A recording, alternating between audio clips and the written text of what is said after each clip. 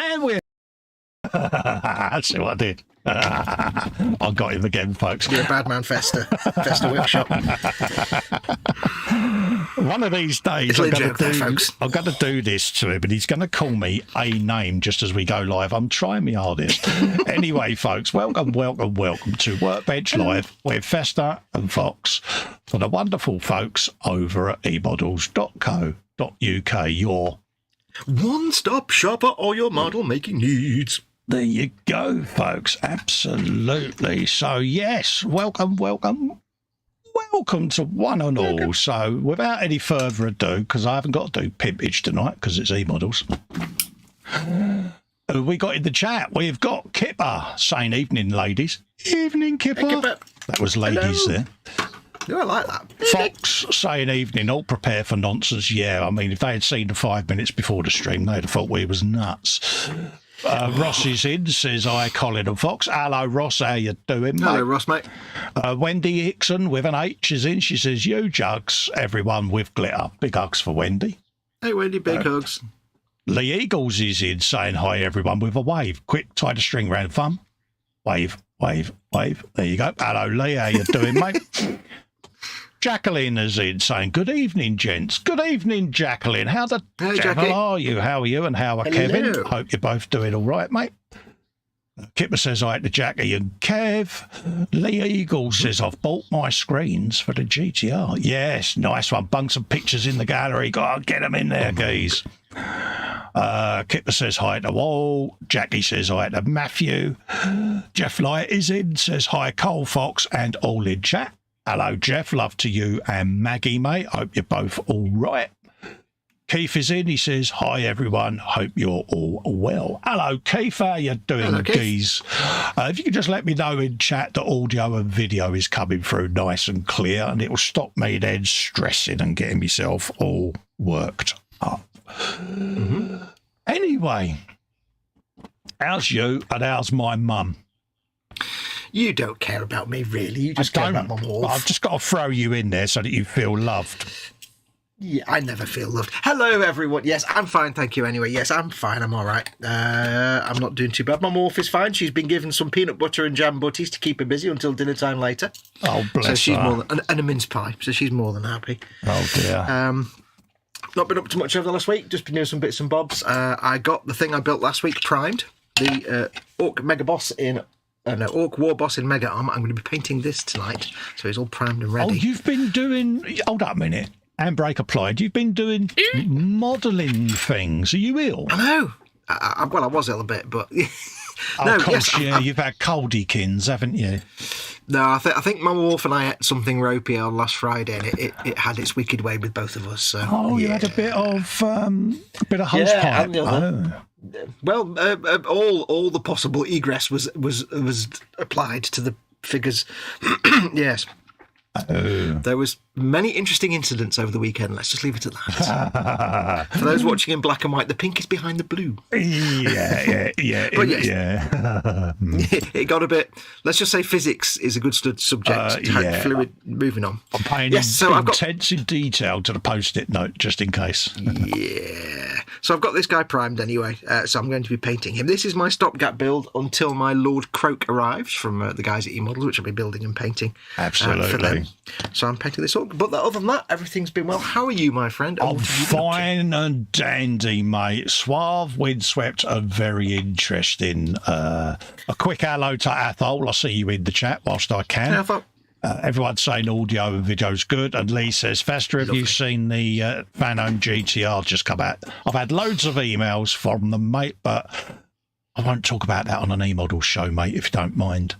Yes. Because, I am aware, mate. I'll chat offline with you about that, mate. But that brings us into the terms and conditions. Obviously, this is a show for eModels, so can you not mention other retailers? Keep it family friendly and all of that lot.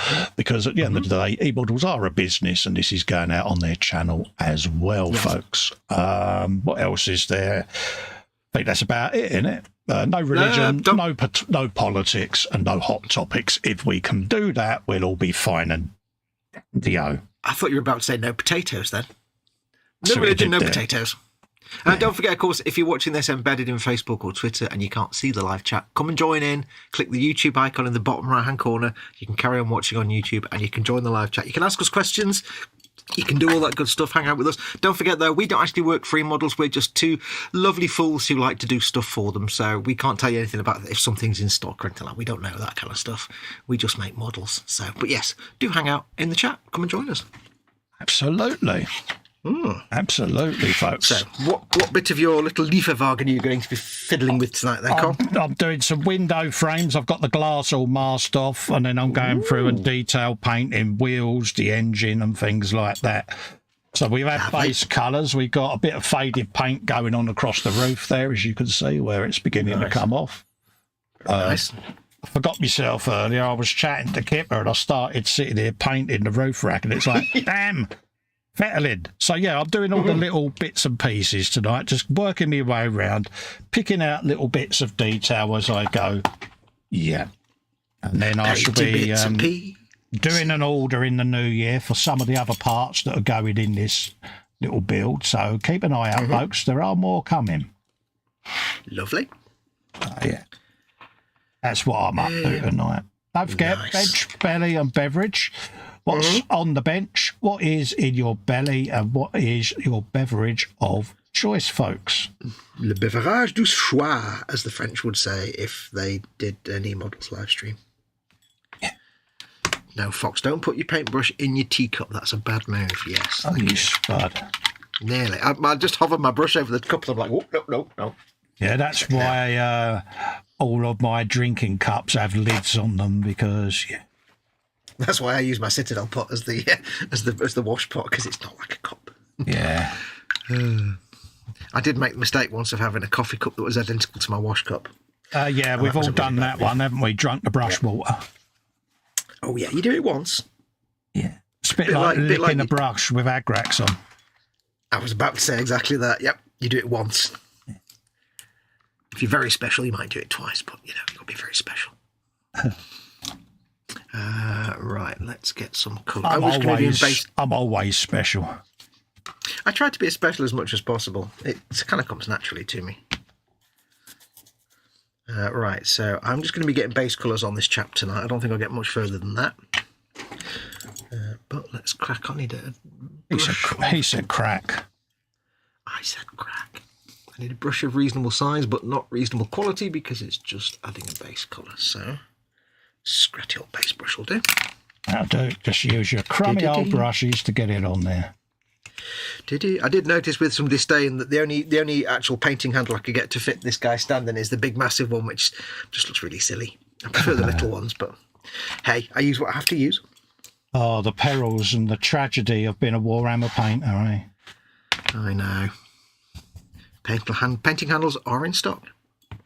Yeah, I see what he did there. I have my moments. So yeah, my belly today, Wednesday, will be bangers and mash. Oh yeah. A nice hot cup of tea next to me and a big bottle of juice, because why not? Why not? I don't know what our belly will be tonight. It'll be after the stream, because Mum Wolf is on a late cycle anyway, and we'll get up late, so we'll have. That's why she's got a sandwich now to keep her going. Yeah. So I don't know what we'll be having later. I tell you what I made the other day. What's that? And it was bizarrely really nice, because we were both poorly, and I didn't want to make anything too Hovey's music. Because we're both poorly, I didn't want to make anything too intensive for our digestive systems to have to deal with. So I took the old homely advice and I just made something really simple. I just made white rice, some basmati rice, some potatoes, chopped up little new potatoes, and a little bit of bendy sausage chopped up into very thin little slivers, and that was it. And a little bit of butter, and that was it. Being that things like potatoes and rice are good for an upset stomach, because they're quite gentle to deal with. So it's especially with Mama Wolf, not so much for me, but for Mama Wolf, because she's a million years old. And the funny thing was, it was really tasty. It's just literally white rice, potatoes, and slivers of Mattison's bendy sausage. And the next day I made more because it was so nice. I put a load of mint in the potato and stuff. There you go. Bet Gordon Ramsay's bricking it, mate. Yeah. How can such simple food be actually quite... when I finished it, I'm like, I'm really satisfied with that. I'm kind of... It was fun to eat, and it was pleasant, and that's weird. It's just rice and stuff. So it was very weird. Proud of you, soldier. Yeah, bit of basmati rice. New potatoes. And bendy sausage, in case you didn't hear it the previous 2 times. And bendy sausage. It's got to be bendy sausage. Yeah, can't be a straight sausage. It's got to be a bendy sausage. Yeah, it's going to be a Mattison's bendy sausage. Other bendy sausage are available, but they're not as good as the Mattison's ones. So, did you do the Mattison's? You did, didn't you? I did a little bit, maybe. I can't deny this. It would be against my better judgment to deny that there was a bit of perhaps. A bit like when we used to have bran flakes, wasn't it? Because they was tasty. They was tasty. They were very, very tasty. Very tasty. Mm. But I was always disappointed that when you had Ready Brek, you didn't glow round. You didn't have the orange line around you. Truth in advertising, come on now. Have you tried modern Ready Brek? It is, oh mate, it's awful. I haven't had it in since I was a kid, actually. I assume it, because old Ready Brek used to taste like porridge, but sweet, and it was nicer. Oh mate, honestly. New stuff doesn't. No, it looked like the bottom of an hamster's cage, mate. I'm sorry, but... the missus got some because they had run out of the oats that I normally have. I normally get a big bag of oats, you know, and porridge oats type stuff. Yeah, just a big bag of oats. You know, it's just because there's no crud in there, should we say? You know. Yeah. But they substituted it with a box of Ready Brek, and it's like, next time, just politely say, don't substitute it. That's rubbish. Yeah, I love Ready Brek, and she had a couple of she went, they've changed the recipe, haven't they? So they've changed something. Oh dear. Other oat brand based or whatever you want to call them are available, but thing is, when you're a kid, that nothing was as good as Ready Brek, because like porridge, my dad being Scottish, we used to have regular porridge, like proper porage with a big dod of honey on it to give it actually some flavour of some form. And and I was like, I don't mind porridge, but Ready Brek's nicer because it tastes like I've put 13 spoons of sugar in it. And the only thing I can think of from memory where I used to enjoy it as a kid is perhaps my mum had a secret ingredient that she used to put in it, but it certainly didn't bring back that nostalgic memory, put it that way. I was like, no, that was... But then we are older and our tastes change, don't they? So This is true. This is true. I don't know if that's supposed to be flesh or not. I think it is. Has anyone else in the chat had that, where they've come across the food that they remembered having years ago, so have bought it and then have been massively disappointed when they've retried it because it didn't quite live up to what you remembered? I think we all do it, don't we? Yeah, not that I want to set you off talking about shrinkflation. Ah, right. But there is a word for this concept where companies that make foodstuffs change the ingredients to be cheaper, and it doesn't taste the same as you remember it. Yeah.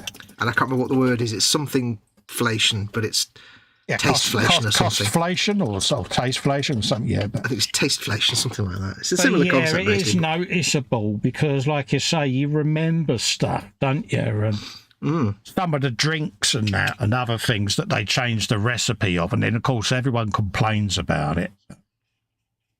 Yeah. We're just a bunch of moaning minis, really, aren't we? That's what it is. We're just old men that moan about stuff. We can't deny this. I don't know. I like having a good wibble. It makes me day. The thing is, right, I haven't spent 53 years growing a belly and growing a paunch and high blood pressure to not have the right to whinge about how things aren't as good as they were when I was much younger and in better health. I've earned that right by growing the mid-age spread. Absolutely. I feel. Matthew's asking, is Kev watching the football? No idea, mate. Belly says Athol was beef casserole with dumplings. And Added tomatoes. Yeah. Beverage is a black coffee. Jeff Light's got one. He says PVA glue and static grass on a double-ended brush. You'll only do the brush in mouth once, I can assure you. Yeah. Yeah. Or if what was that? If, like me, you're an ardent licker of brushes, because I'm a brush licker, when I'm painting, I'll lick the brush to make the point. There are two kinds of people, those that lick brushes and those that don't. You'll only make the mistake of working with oils or enamels and licking your brush once. Because sometimes you just forget. You go, that was enamel thinner. Yeah, you only make that mistake once. Athol says, what was that? He says skirily, I think I've said that wrong, which is oatmeal and turnip juice mixed with onions and fried up. But now unless I make it myself, it's horrid. Yeah. All right. Skirily. Keith says, I remember chitlings from childhood and definitely don't want to find them now. Yeah. That sounds like a real kind of Wild West. Yeah, it's beef and chitlins. I don't know what that is, though. Yeah. You may need to explain what chitlins are. With me, I've got no idea, mate. No, I mean, Keith, who said it. Oh, right. May need to explain what. I remember once getting my brother, who lives in the US and has done for many decades, to explain, like, coloured greens. Oh, right, yeah. And I said, well, what? I said, greens is fairly. He said, greens is anything that's green and some things that aren't green. I said, what are colour greens? He went, I've lived here for 30 years. I've got no idea. He said, I've eaten them. I've had them. I live in Tennessee. Come on. But no idea what they are. Chitlins are pig's intestines fried. Oh, okay. Kind of wish we hadn't asked now. Have you ever had tripe? No. I've had tripe once. It wasn't great. No. Never had it, mate. No. Question for you, Cole. I'll let you decide this. Go on. Green Orc. His armour's going to be blue and rusty. What colour should I make his trousers? Xandri dust with a wash. Xandri dust with a wash. I can do that. He's got tan pants. He can have tan pants. Tan pants. Xandri dust. If I can get me Xandri dust out. Come on now. Come out of the drawer. So what's a debate in it, Orc trousers? Yeah, because they always generally seem to be brown or like... Yeah, a lot of people are doing bog standard Monfang, weren't they, and that, but... Yeah. It's like, I was thinking purple, maybe a little bit purple. And Add what you like, mate. You can always do a purple shade, can't you? A bit of carrot crimson over them or something. Ooh, yeah. Like a non-standard shade over the... Ooh. See? I'm reading off Warhammer shades now, aren't I? Damn it. I hate to tell you this, but you are actually listing Citadel colours from memory.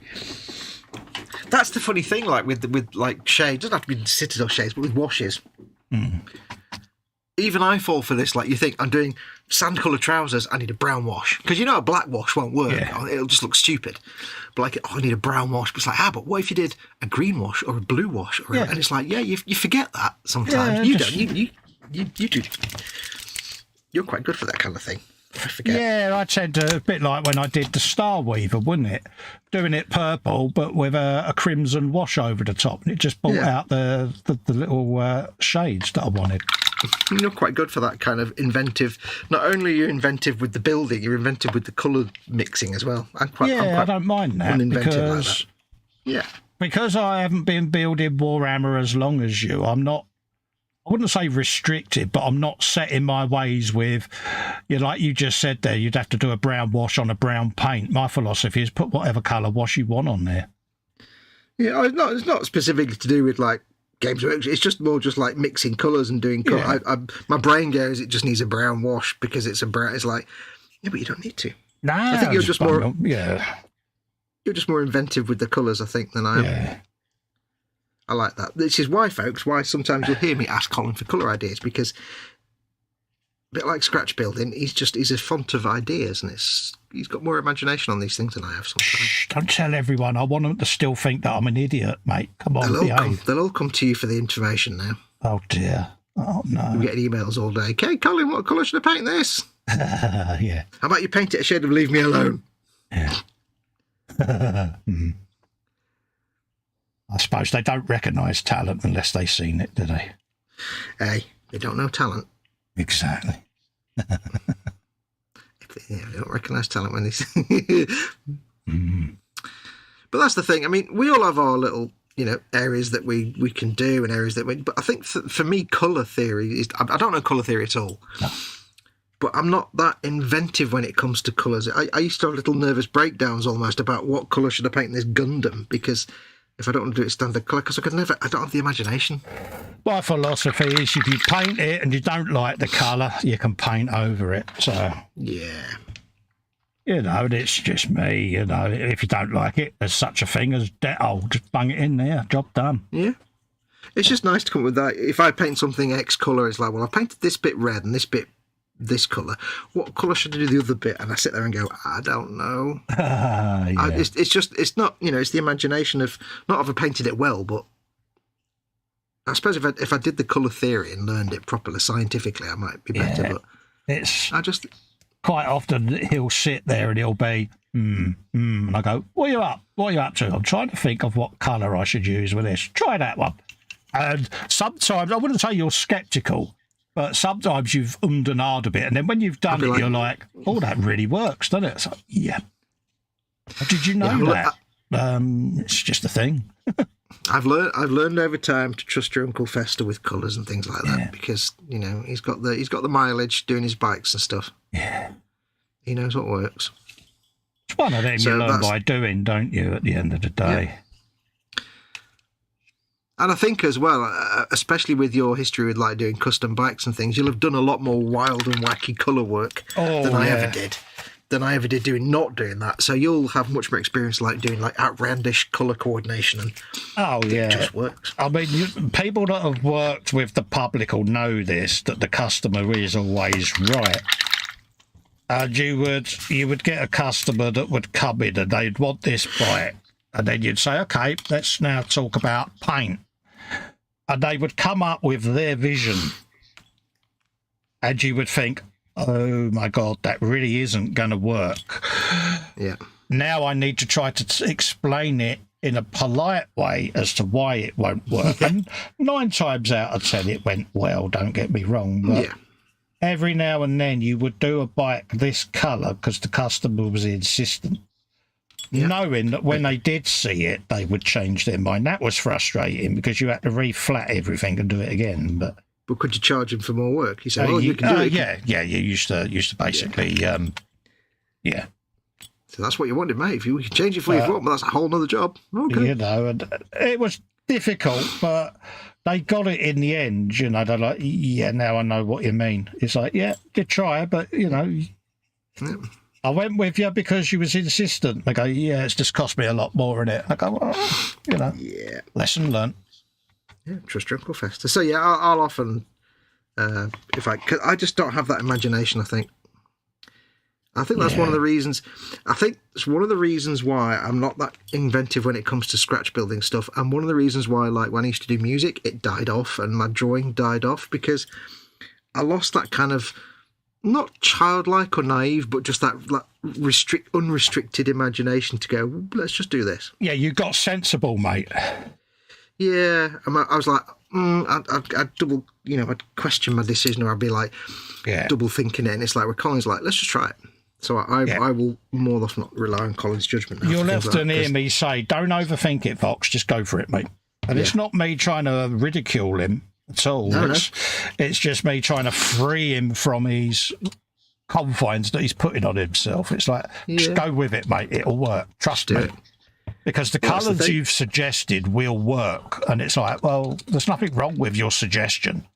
You're just trying to see it. And if you can't see it, you can't convince yourself you're right. Yeah, I'm trying to think. I'm trying to imagine it.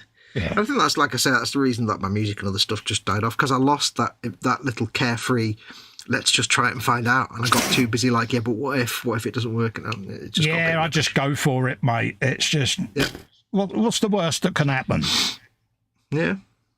And I have to admit, there have been a few times in the last couple of years where I've actually said, you know what, let's just fester it, do it. And it's actually come out brilliant. Go for it, mate. So I'll always be grateful for that. What colour do I do the backboard? Always trust your Uncle Festa. Yeah, if in doubt, yeah. Yep. Yeah, let's blue that up because the engine itself is going to be a bit metally. So yeah, a bit blue for the dads. Yeah, blue for the I hope I'm dads. still on camera. I'm not actually paying attention to where I'm painting. There you go. Yeah, that's better, Cole. Now, I was talking to James Mate today, audience, and I asked him what the Christmas shipping stuff was for you guys, just so we could say on our shows. If you want to order stuff and you're keen to get it before Christmas, or if it's going to get to you before Christmas. The eModels Christmas schedule is as follows. They're open every day, or there will be someone there every day except Christmas Day, Boxing Day and New Year's Day.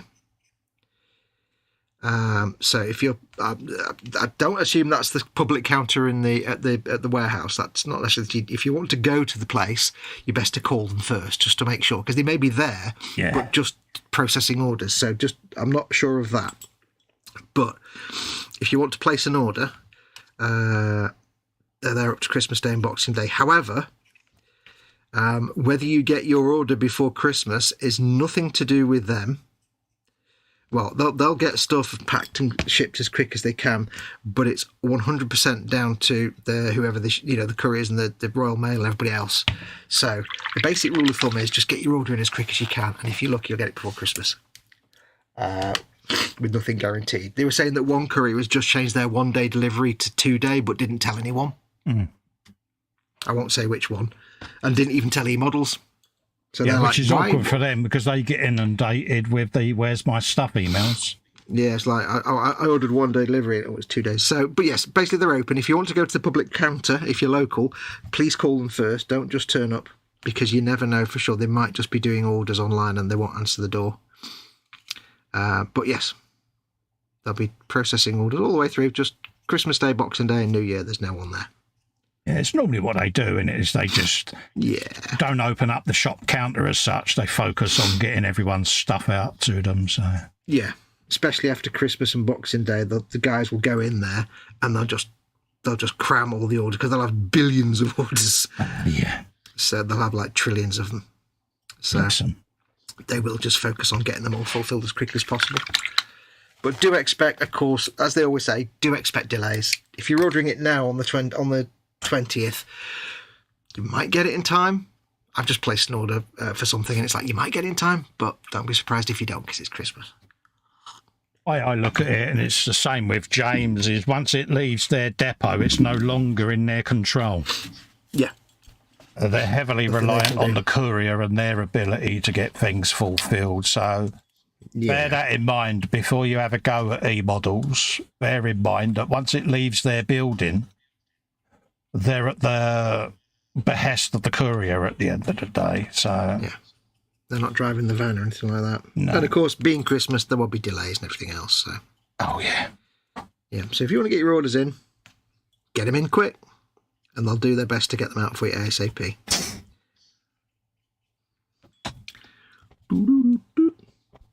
Yeah, I had to place an order for some paints here, and it's like, I don't know if I'll get them in time. Oh dear. Never mind. Luckily, they're not urgent paints, so. My philosophy, if it turns up, it turns up. If it don't, I'll paint something else. If it doesn't turn up, I'll just read the comments.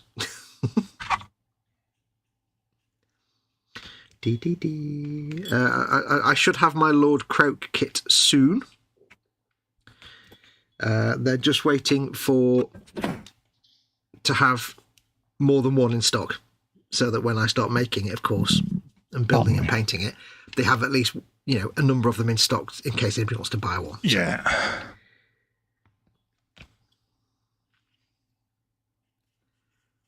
Can't believe it's Christmas already, mate. You think this time next week it'll all be done, won't it?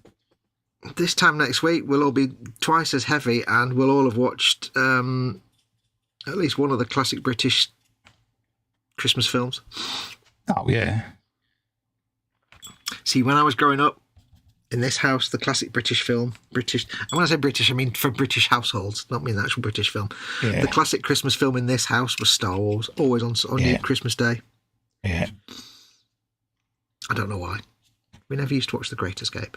You can always tell it's Christmas Day when you see Bruce Willis falling from the tower. It's like, yeah. Oh, yeah. Nakatemi Plaza. Yeah. Yeah. There you go. It's Do you know just there are still fallen. Time for the turkey. Do you know there are still debates today as to whether Die Hard is a Christmas film? And I look at them and I go, really? Come on. It's not a question you need to ask, really, is it? Come on. No, exactly. It's like, well, you're embarrassing yourself. You know. You're embarrassing yourself if you have to ask that question. Part of our tradition, isn't it? Yeah, is it a Christmas film? For years, it was The Wizard of Oz Gold and the Guns of Navarone, wasn't it? I hate The Wizard of Oz. I hate The Wizard of Oz so much. Yeah. If that film comes on the telly, I just get in the car and drive around. I've never watched that film all the way through. I've never done it. I will leave the room. I will leave the house. Yeah. I used to always get up and go out because I just didn't enjoy the film. Nope. I don't know what it is about it. It just makes me... I found it a bit angry. creepy for some reason. Well, there's that as well, but it's a bit like Grange Hill. I just used to get angry and storm out and have to go outside and breathe deeply. I don't know why. I don't know what it was about Grange Hill either, actually, to be perfectly honest. Welcome to my mind. It has no explanation. Oh, dear. And you shouldn't even try. Yeah, don't even try to have an explanation for it. Yeah, you don't want to go into Fox's mind, folks. It's a dark, dark place where all naughty things and daft things happened. Me, I go into my mind and even I come out slightly different. Yeah. I'm on season 6 of NCIS, by the way, Cole. Oh, I'm proud of you, soldier. Still not met Dinozo's father yet. Oh, he's coming. He will. Yeah, you'll enjoy that. I'm so loving every single character in that show. Zeva's grown on you now, then. Oh, yeah, absolutely. She didn't take long at all to become a loved character. I don't like Vance. He's boring. He's not. He's not interesting at the minute. He's not all I'll say yet. about Leroy is just think of angry Cisco. Yeah, I can live with that. It's just he's not done anything of any interest yet, so he's just got a background. Yeah, just think of angry Cisco, mate. It's coming. Okay, good. Because at the minute he's just like Ron the Mail guy. He's just no character to him. He'll come good. I just watched the episode where it's an old case of Tony's. Yeah. So basically, Gibbs says to him, "It's your case. You run it. You're the boss." Yeah. And then just the way they all treat him when he has to go around and say Rule 38, and right, okay. Yeah, he tries to. Yeah. Yeah, like. Abby won't speak to him at first. He's like, "Why are you being weird?" And you went Rule 38. Oh, right, I get it now. Should have just said. Yeah. I love all of them. Yeah. The Foxes are very glad that I persevered with him and said, you must watch Gibbs. Yeah. NCIS, you got to. Yeah. I think my dear departed friend Nikki, who used to get me into all these different ensemble cast shows, I think she suggested it to me once because she got me into things like Bones and House and all the other ones and Castle. I think she probably suggested it to me once, but I must have mistaken it for like CSI and all the other stuff and said, "Oh, I don't care, but I don't want that crap." Yeah. But the fact when you told me about it, I'm like, I'll go and check it out. Yeah, you got to, mate. Yeah, you got to have your bit of Gibbs. And Ducky, I think, is brilliant, and so's Abby. Oh, Ducky is so good. Oh, brilliant. I was wondering, Lord Barclay, whether they had brilliant. He says glue pots arrived and it all got loaded up. Absolutely, mate. There were some shop cards and stickers in there as well for you, mate, in case you've not thrown the packaging away. Get in touch if you want any more, mate, and I am going to list them all on my website and group. So get in touch. Yeah. Right, now I've got a tricky job with this orc. See, he's got his green skin, but he's also got all the armour. Now, he's going to be a Death Skull, so he's going to have, like, blue armour, which I'm going to do all rusty colours first and then dry brush the blue over the top so it all looks faded. Yeah. But I also need to make sure I do all the shading and layering on the skin, so I've got to now paint all the armour black to then do all the stippling of the brown. Right. And then I've got to kind of be able to go back in and layer the skin without painting over the armour, but then I need to paint the armour without going... It's one of these like really delicate paint jobs where normally you go from the inside out and it's easy, but this is all inside out. So it's going to be quite an interesting paint job, this one. One more coat on the trousers and then we'll start on the armour, I think. Proud of you, soldier. I've got to do dry brushing on the armour, but I've got to... I think what I'll do is I'll base the green of the skin, then I'll do the armour, black, and then stippling and brown, and then dry brushing, and then I'll do the rest of the skin, because there's no point doing all the layering on the skin, and then I cover half of it in dry brushing. Yeah, we got there in the end. Yeah, I had to think these things out. I know. Don't overthink it, dear. Just do it. No. And I did do some scratch building on this. Oh, proud of you, soldier. I added some strips and rivets to cover up little gaps that I couldn't be bothered. I mean, that I had noticed after it was too late to fill them in. Oh, right, yeah. That's the technical term, was it? Yeah. I like your thinking there. Post-priming issues. Oh, right, yeah. Yeah, post-production shenanigans. You believed that, didn't you? I did. I was all ears, mate. It was complete late. I was like, oh, there's a big gap there. I won't fill it in. I'll just put plastic card over it. There you go. Nothing wrong with that. We all do it, mate. Mm-hmm. Greetings from my sofa, says the Bobbins. Hello, Bobbins. How are you, pal? And Lord Barclay says, got them, thanks. We'll be having more bits. There you go. Brilliant, mate. Yeah, I'm going to list them all on the group and the website, mate, in case folks are wondering. It's all my 3D stuff that I do. I'm going to be listing them all so that people can contact me and grab some. I like to list them. Because it's all a little bit of revenue that just helps me keep my head above water with the hobby at the moment. So Fox will be mightily proud of me for taking this massive leap for me. So yes, do it. You know you want to. Or as the French would say, revenue. Yeah, so they will be available to order. There you go. I'm clever, see. I do listen. It just takes me a while to build up the courage to do it because... He also does weddings, bar mitzvahs, but he doesn't do the balloon dog thing. He doesn't do that. No. I got arrested the last time I did the snake, didn't I? Yeah, well, the less we say about the snake, the better. Could have been worse, though. Could have been the chicken incident that Jackie knows all about. Yeah. Steady now. Yeah, so let's have a looky, kids, under here. To find out more about that, send all donations to Jackie at geocities.com. Right, now I need to figure out what's armour and what's just... Hang on, I need a picture, don't I? Always keep your Games Workshop box out, folks, because you never know what the hell you're painting. Yeah, I keep all the boxes. Once I've built it, I flatten the front part of the box down, cut it off, and leave it as a painting reference because I'm sad. Because you never know what you need to paint. Do. Right, so that's the feet, arms, pauldrons, and body. Okay. And the fist on the back, but that's going to be... Have you some of that? Okay. Right. This is where the fun starts now. Yes. That's right. I'll let the trousers dry for a minute. Went off cold because you had the Bobbin says, belly, Japanese-style barbecue beef noodles, bench 172nd GWHF15E. Oh, nice one. I've just remembered that I've got a lot of Japanese chicken noodles in the microwave that I forgot about last night, and I could have eaten them for lunch today, and gosh darn it, I forgot. Too late now. How'd you feel? Japanese. Gutted, because it's a whole portion of chicken udon. Yak chicken udon, and I can't eat it now. It's been there for 24 hours. Oh, lamekins. Curses. We're too late to order more when we finish. Oh. Yes, I had noodles and beef and stuff last night for... Oh, nice one. For dinner. Jeff Lights, Festa's 3D print's going to be available. Real cool. Oh, yes. I'm going to be listing them all, folks, and, yeah. Because I'm often asked, and Lord Bartley reached out and asked, and, yeah, so why not? And, of course, I will throw in shop cards and stickers with each order as well, so... Yeah.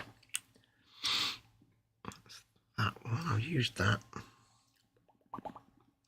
There you go. Just putting a smidge of lead belcher on all these trays.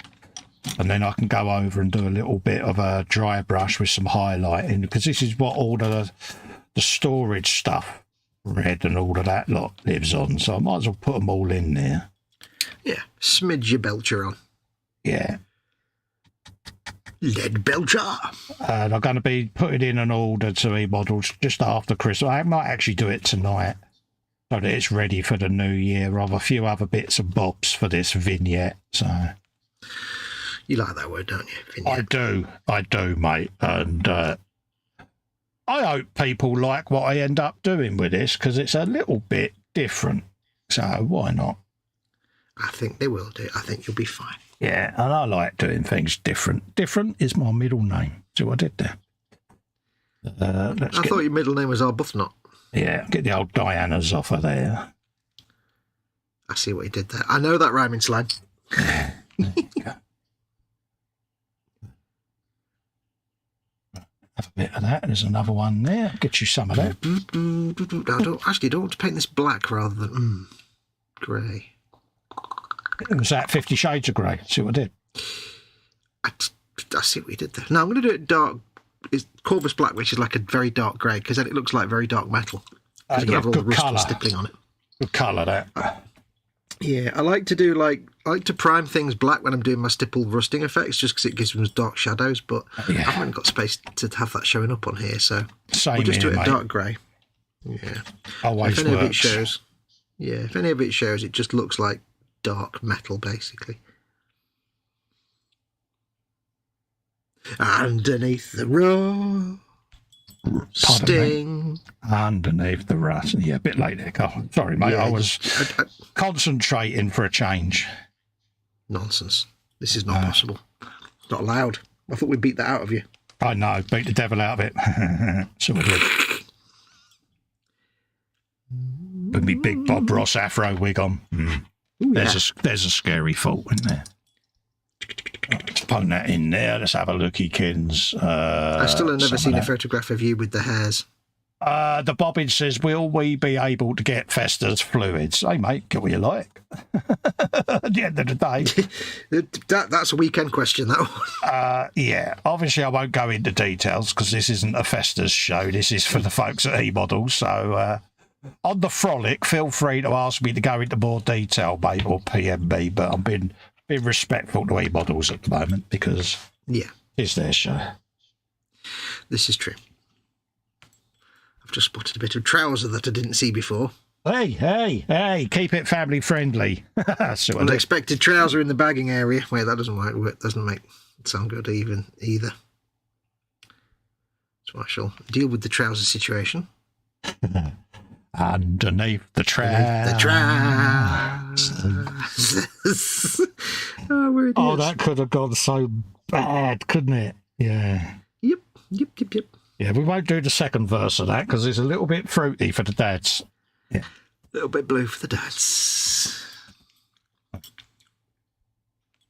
Let's pop that in there. That's wrong, isn't it? Border models are releasing, says Steve. I don't know why I said it in the middle of the sentence. Steve says, Border models are releasing some nice 1/35th kits in the new year. The Akagi Bridge section with flight deck and the Nakajima B5N2 Kate. Also the Zero. Ooh, nice.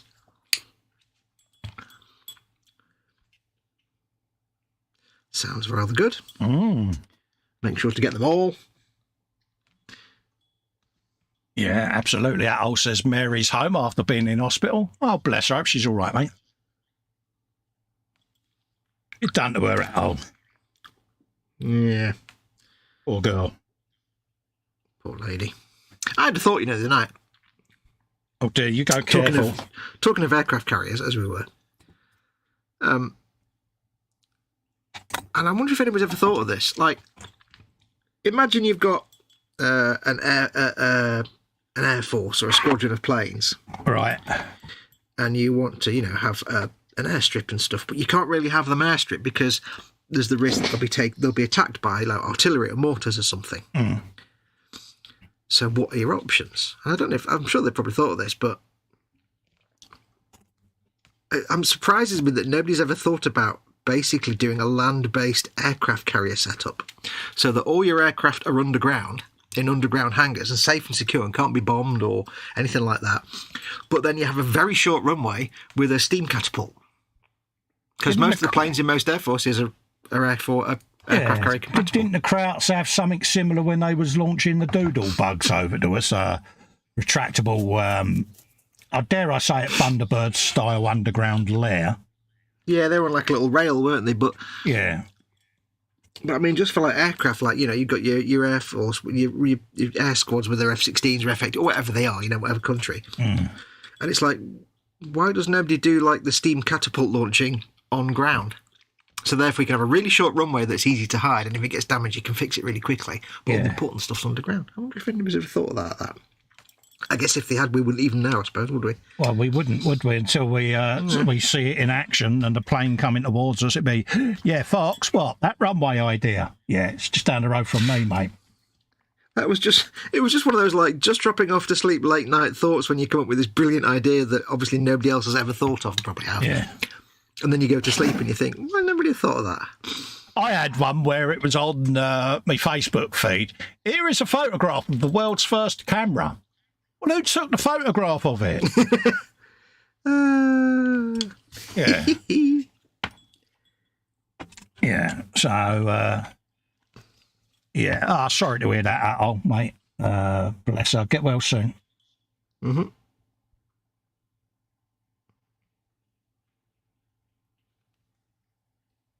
We'll have a bit of that and then we paint the tunnel afterwards. Get your tunnels here. Free for a saucepan. Free for a pound.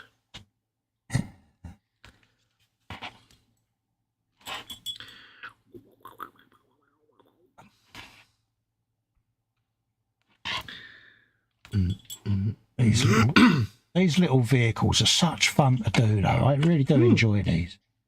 Yeah. And I thought after doing the little beer truck, I just wanted to do some more because the beer truck, initially I did a little 3D printed frog for it to sit on. And yeah, it worked, but it was only a short-term thing until the vignette popped in and it was like, yeah, I want to get the rest now so that I can do it. So that's what I'm going to do. I'm going to run it through the whole of next year. Yeah, I mean, I've done a couple of them little kit. One was the ICM, I think, and one was I can't remember now. But I did the little armoured car, light armoured car, and that was really good fun. What scale was that, Fox? That was 1/35, that was. You still got it? Yes, it's not gone back to eModels yet. Would you like me to put it on the vignette? What, a little German armoured car? Yeah. You can do if you want. It's your choice, it's your build. Well, it's an eModels thing, so. But, yeah, because I was going to get a little German tank to go on there, or a little German staff car, but if you'd like it to be included. Yeah, it's cool. It's like a half track, but it's not the half track, it's just got normal wheels, but it's a little shorter, but it's got that open bit at the back with the radio set up in it. That'll fit in perfectly with what I'm thinking, see, so. Yeah, okay. If you would like it in there. Yeah, go for it. It's only got really simple weather and a little bit of buff sprayed on the wheel area, and so it's dead simple. It's not over weathered or anything. Yeah, I'll send it over. But yeah, if you want it on there, I shall put on the plaque. I shall put down that it was built by yourself, mate. So you'll get your credit. No, you don't need to. It's just all eModel stuff, isn't it? I know, but it's me. You know, I'm like, hello, me. You can't be me because I'm me. Yeah, how dare you? No, sure. Like I say, she'll shout. If you want it on there, I'll put it on there, mate. I think it will fit in quite well, to be quite honest with you. So. Oh yeah, no. If it adds to your little as a bit of the Fox factor, then. Oh, see what I did there. Ooh, I see what you did there. We made a brand. It's more fun. Oh my God! And at the end of the day, it saves James mate a space on his display shelf, doesn't it? Because it's on the same display. Yeah. Do you want to hear a really on completely unrelated subject? Do you want to hear a story of ultimate stupidity? Go for it, mate. I haven't heard one for a little while. Okay. You know how some people don't know how copyright works? Oh, right. Yeah. Okay. Well, I heard about a guy this week who heard a rumour that people don't understand how copyright works and said, hold my beer. Because apparently this guy wrote an entire Lord of the Rings book and had it published, and it was available for sale on a place like Amazon. Yeah, I've seen the story. Yeah. Yeah. And then is now surprised that the Tolkien estate is suing him for stealing copyrighted, and it's like infringement. It's like, yeah. What did he expect? Apparently, he tried to sue them first because they tried to sue Amazon because their Lord of the Rings series was similar to the book he wrote. Yeah. Without permission. He's had to destroy everything, hasn't he? And it's like, You seriously wrote like one of the most copyrighted franchises in the universe. You wrote a book on that and then expected not to get what? Yeah. How? What? Yeah, he's got to destroy all existing copies and everything, Yeah. hasn't he? It's like the only thing that could have made it worse is if Disney held the copyright to Lord of the Rings, but they don't, obviously. But it's like, how can you? Yeah. And I bet I know exactly what he said. Yeah. So he's given up on writing now. Talent when they see it.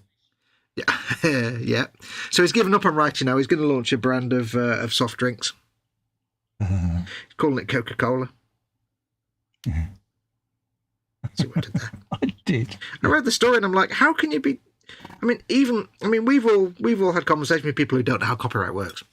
Oh, and we've had to say to them, this is why you can't put that Led Zeppelin tune in your YouTube video in the background. Yeah. But I've never seen anybody so absolutely dumb as to actually I do had it something when I like first that. started YouTube because I used to always like the ecstasy of gold theme. So I had it as my original end credits. I didn't give it a thought, to be quite honest with you. Yeah. Until YouTube came knocking and said, oh, yeah, you can keep the record on there. It's just it won't be monetised. And I went, I don't want to upset anyone. I'll change it. But I didn't really give it a thought, to be quite honest with you, because I thought, well, I downloaded it from YouTube, so obviously someone had it on there and it ain't a problem. But, yeah. So I just said, yeah, no worries, I'll remove that. Quite happily. But, Yep. But you do get the older person, don't you, that won't have it, that copyright exists and is a thing. Yeah. And it's like, it's there But for it's a like, reason. I mean, just how could you? Of all the franchises to try and, really? Yeah, it's like, really? I need to contact him. I've actually got a bridge for sale. He might be interested. We do get that a lot, though, don't we, where people will say, oh, I've just had a strike on my channel for this. And it's like, yeah, that's legit, mate, because it's copyright.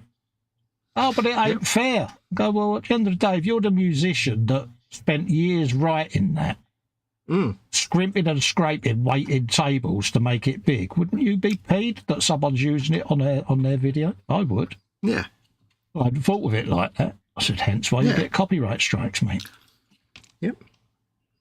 People often try and have that conversation with me, and I just have to say to them, look, I'm an artist, I'm a musician, I'm a YouTuber. I do art, I do music, and I do videos.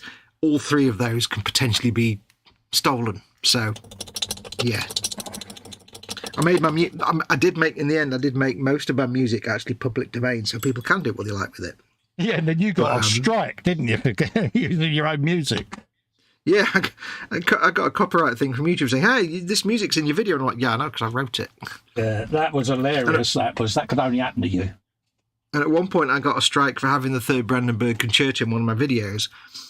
But it's like, hang on a minute. Mine is the one I recorded on synthesizer.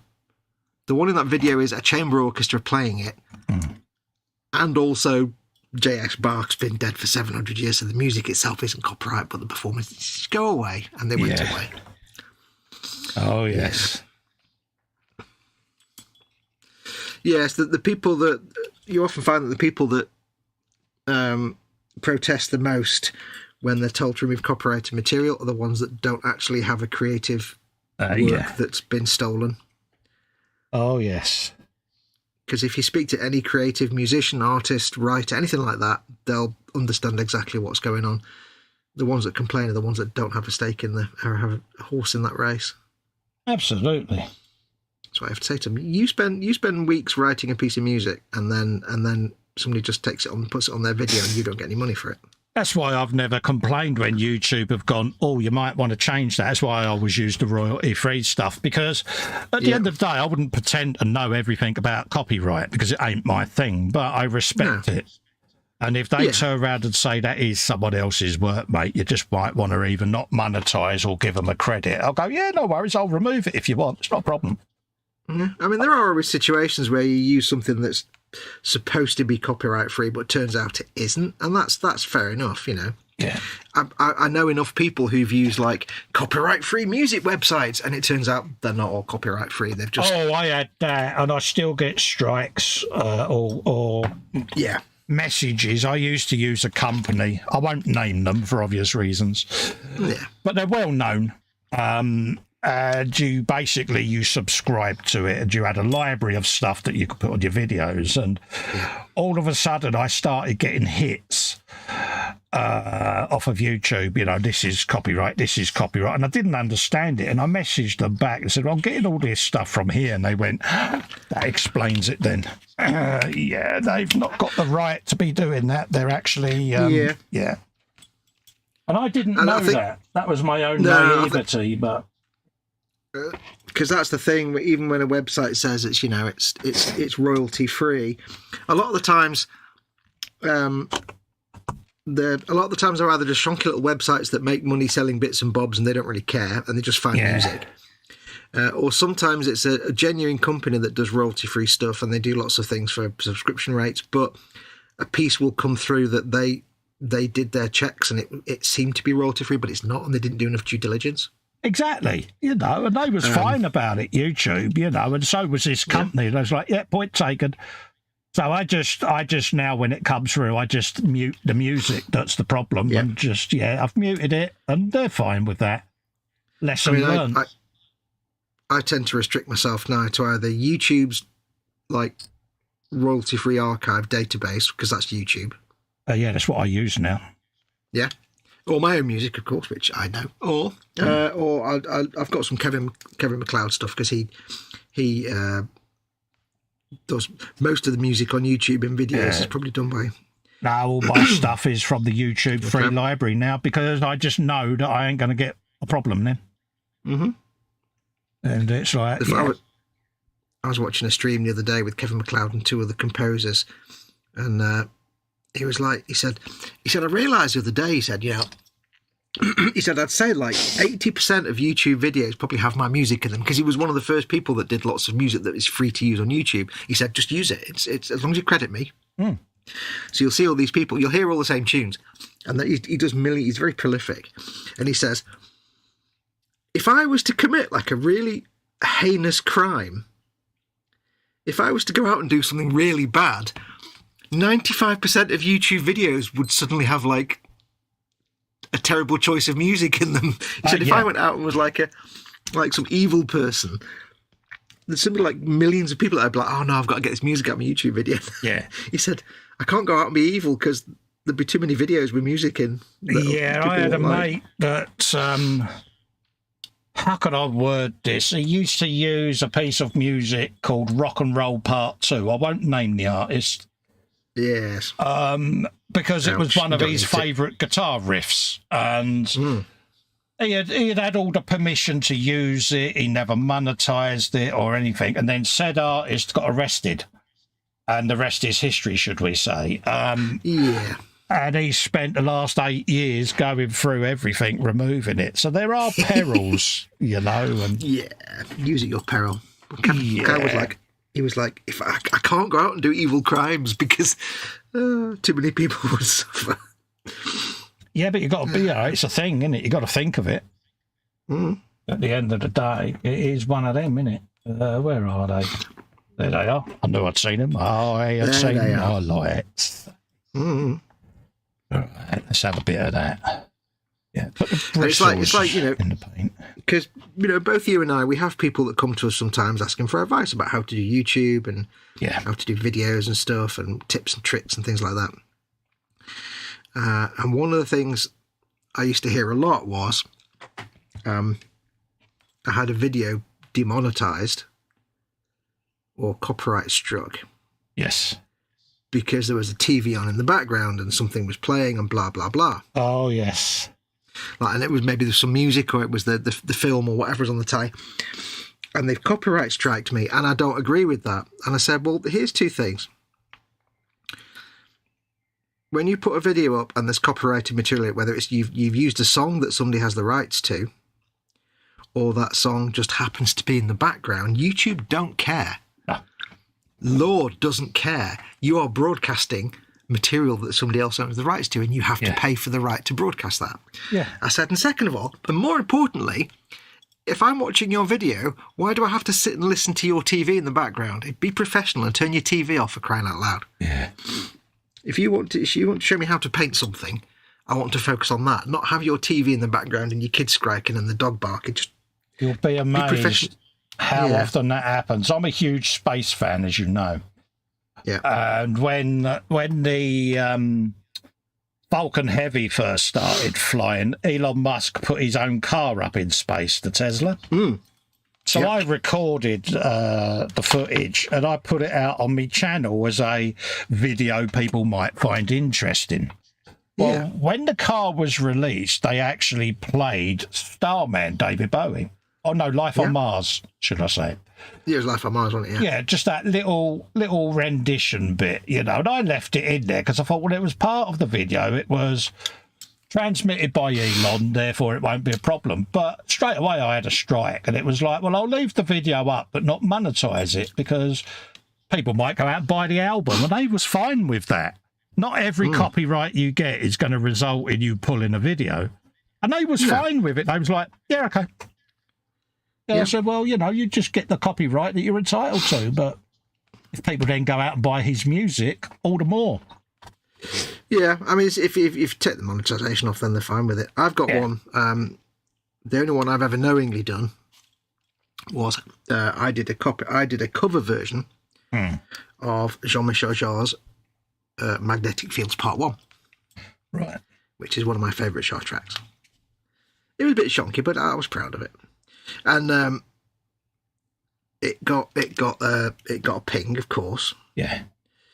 But I knew it would, and I deliberately made sure in the description I put lots of words, because basically, a few years before, Jarre had said publicly that he had no problem at all with people releasing and monetizing and selling cover versions of his work, because he was more than happy for that to happen. Yeah. And he said, you know, as long as you're not taking my original recordings and remixing them or using them, then it's fine. If it's your own work and it's based on, or it's a cover version, it's fine. Yeah, so absolutely. what actually happened was it was Distrifus through Polydor that did the copyright. Yeah. It wasn't a copyright strike, they did a copyright claim. Yeah. And it said, this copyright holder has noticed that you're doing this. They want 50% of the income. Yeah. That was it. And it's like, okay, that's fine, because they are the copyright holder. And permission to use it doesn't mean permission to make all the money off it. It just means they're not going to ask you to withdraw it. Yeah. So that's a 50-50 between me and the copyright holder now on that one. Yeah. So, and I don't mind that, because, like I say, you know, they're being respectful, but, you know, it's still their work at the end of the day, and that's the key with it, isn't it? Is not to fear it. At the end of the day. Well, that's the thing, like with the Elon Musk thing, you know, the Musk Corporation will have paid for the rights to broadcast that. Absolutely. But nobody rebroadcasting that video will have paid for that right. No, so. But it's just one of them, you know, and it was like, I got no problem with it. And they went, well, you can't monetize it. I said, that's all right.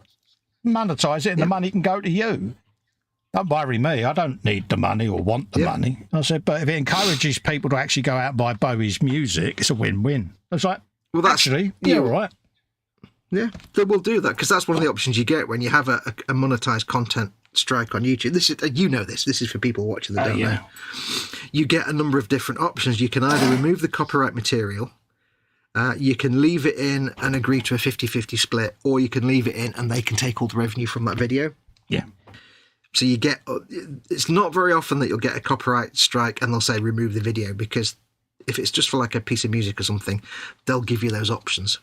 Sometimes they might say remove the video, depends on the copyright holder, but oftentimes they won't. They'll just say do a 50-50 split, or you know. But if you use a piece of copyright music as your channel's theme tune for all your videos, then 50-50 split or them getting all the money might not be great, because you'll get nothing from all your videos. So you get the option. Just common sense, isn't it? Yeah. You know, but it's always that one question I get asked when people first get one, they panic. And it's like, okay, let's have a look then. Come on, let's have a chat. And you have a chat with them and you go, right, what choices are they giving you here? Oh, blah, blah. Yeah, that's all you got to do is select that one. That'll keep them happy, keeps your video active. For this video, do that and then don't use that again. Yeah. I said, learn the lesson. Yeah. I said, but for that video, you'll be fine. Somebody says to me once, well, how do I know if the music's really copyright free? And I said, well, if you're not sure, there's a very simple rule of thumb, which is if you didn't write the music, assume that somebody else owns the rights to it. Yeah. If you're not using say YouTube, if you have to ask the question, then you need not to use it. Yeah. If you know 100% that it's royalty free and copyright free, use it. Like if you wrote it. But if you don't, assume that somebody has the rights, or just use the YouTube archive. Surprising how many people don't know that the YouTube archive is there. Yep. Well, it's hidden away in a menu in the back of Beyond, but Yeah, no, it is surprising because, but it is a wealth of music in there and sound effects and all of that lot. So. Oh, yeah. Tons of stuff. Just downloaded a default selection that worked for me and my channel, and that's what I use on everything. And I know I can put a video up and not have to worry about anything like that. Yep. There's a piece of music on some of mine that it's a perfect piece of music. I think there's another Kevin MacLeod. It's a perfect piece of music for like just background when you're doing painting videos. I used it for a while. Then somebody said, that's the same music on this other channel's videos. I'm like, oh crap! But I thought, well, I've used it. I like it. I'm sticking with it. Yeah, I've had that. Someone uses one of my the shut up and sit down bit that I have in all my videos, and they've started using it on theirs. Like and it's like it's not copyright. It's not it's quite flattering that they're using it. So have at it. I mean, the one I use, I think is. I think it's a Kevin MacLeod one, but it's from his, his library of stuff that's free to use. So, yeah, I don't mind at the end of the day. Copying is the finest form of flattery in my book. Yep. It's that's why I made all my stuff public domain, so people can just use it whenever they want, however they want. Don't have to worry about it. I have since found my channel and gone, oh, I've just realised. Don't worry about it. Have at it. It's just, don't worry about it. I was like, but I feel awkward, so don't worry about it. Don't give it a second thought. No, I don't give a blind monkeys, mate. It's one of them, isn't it? You're one of them. Right, I need to go make one more for brew, so I'll be back in 2 minutes. No worries. I just missed Marcy there, haven't I? Oh, dear. Dun, dun, dun, dun, dun, dun, dun. Let's do that. He always does this when I just load a paintbrush up. There you go. So let's play me brush again and wait till he comes back before I do some painting. I think he sits there waiting for me to put the paint on the paintbrush and then goes, right, I'm off now. There you go. So let's do a bit of chat, Dolly, and why not? So I'll just clean me brush in case I forget. And then I'll scroll up. Yes, it has been known. Scrolling up. Dun, dun, dun, scrolling up. Put that on there. Clean that out. Close me lid for a minute. And let's have a looky at the chat. Right. That was Steve saying about the border models. Looking forward to that. What's that? The Akagi bridge comes with a lighting kit in the box. Oh, mint. That was that old saying about Celia. Get well soon, Celia. Big hugs issued, darling. Huggage. Get well soon, darling. You're in good hands. I will look after you. And if anyone comes in, he'll just give them a dry slap. James is in. Evening. Colin Fox, all in chat. Festa and Foxx hugs. Hello, James. How you doing, geez? Athol says, Colin Fox, have a wonderful Christmas and New Year. I'm off to do some cooking for Mary. No worries, Athol. Friday Frolic, folks, coming up this week is going to be my last show until the New Year's Day show. So I'm taking the whole of Christmas off from this Friday because I've got a lot of family stuff to do. And, I just need a bit of a breather, to be honest with you. So I've got family coming over and things. Just want a couple of weeks with me wife and boys, and then I can let all the other people fight over the airways because they all want to be on more than each other, and that ain't my bag, to be quite honest with you. People will deliberately stream over us just to do it. So it's easier. I just take a couple of weeks away. So I should be doing no Festa videos on my live streams on my channel. There'll be some pre-recorded stuff that I've filmed and edited that will get released on there as videos to watch. And then we'll be back New Year's Day at 2 p.m. in the afternoon on the Monday. Steve says, Andy's Model HQ did a reveal video on the border models, Akagi and Kate. Apparently they're working on a set of resin figures to go along with them. Oh, happy days, mate. Look, I will look at that. The Orc Boys is in. He says, good evening. It's been a while and I hope you're both well. Hello, mate. How you doing? Hope you're keeping well. The lovely, beautiful, and extremely talented Marcy, a.k.a. Scale Model Muse, is in. He says, creepingly saying hello. Hello, Marcy, how you doing? She got a copyright warning from music from YT's list. The algorithm is an idiot. Absolutely. I can remember the first Fish Tank stream I did. I used some of the sound effects from their library and I got a hit on it. And I messaged them back saying, it came from your library. She's also saying, good evening, all issuing the hugs. I've issued my hugs because I'm an obedient little Festa who's absolutely petrified of Marcy, and I don't want her head peering out of my chimney going, oi, slaphead, you forgot my hugs. He's not exaggerating. He's not exaggerating. Because she'll tell H and then I'll get beaten again. So there you go. That's the chat all up the day. There you go. I'm good. Are you good? Yeah, there's lessons to be learned. Yeah, proud of myself. Lessons to be cheerful. No, reasons to be cheerful. Yeah, Ian Jury, wasn't it? Reasons to be cheerful. What a fantastic voice that guy had. Oh, mate, Diamond Geezer, wasn't he? Mm-hmm. I just love that style, that kind of slightly spoken sing-along style. Brilliant. Done it well, didn't he? Mm-hmm. To be honest with you. He could never have done singing, because it wouldn't have worked. He had a very tragic life, bless him, but he never complained, did he? And I liked that and admired that about him. And he made some classic music. So, Hit me with your rhythm stick. That was the clean version, folks. Yeah. Hit me slowly, hit me quick. Yeah. Go and watch it. Go and watch the videos on YouTube. He was a great showman. He really was. And I think he was very, very underrated in this country. And it's a shame. It was only once he passed that people posthumously started saying how talented he was for his era. Yeah. But, yeah, it was sad. Bless him. Apparently a really nice, pleasant fella to meet as well. Never met him myself. He struck me as one of those musicians that would have eventually become an actor as well, I think.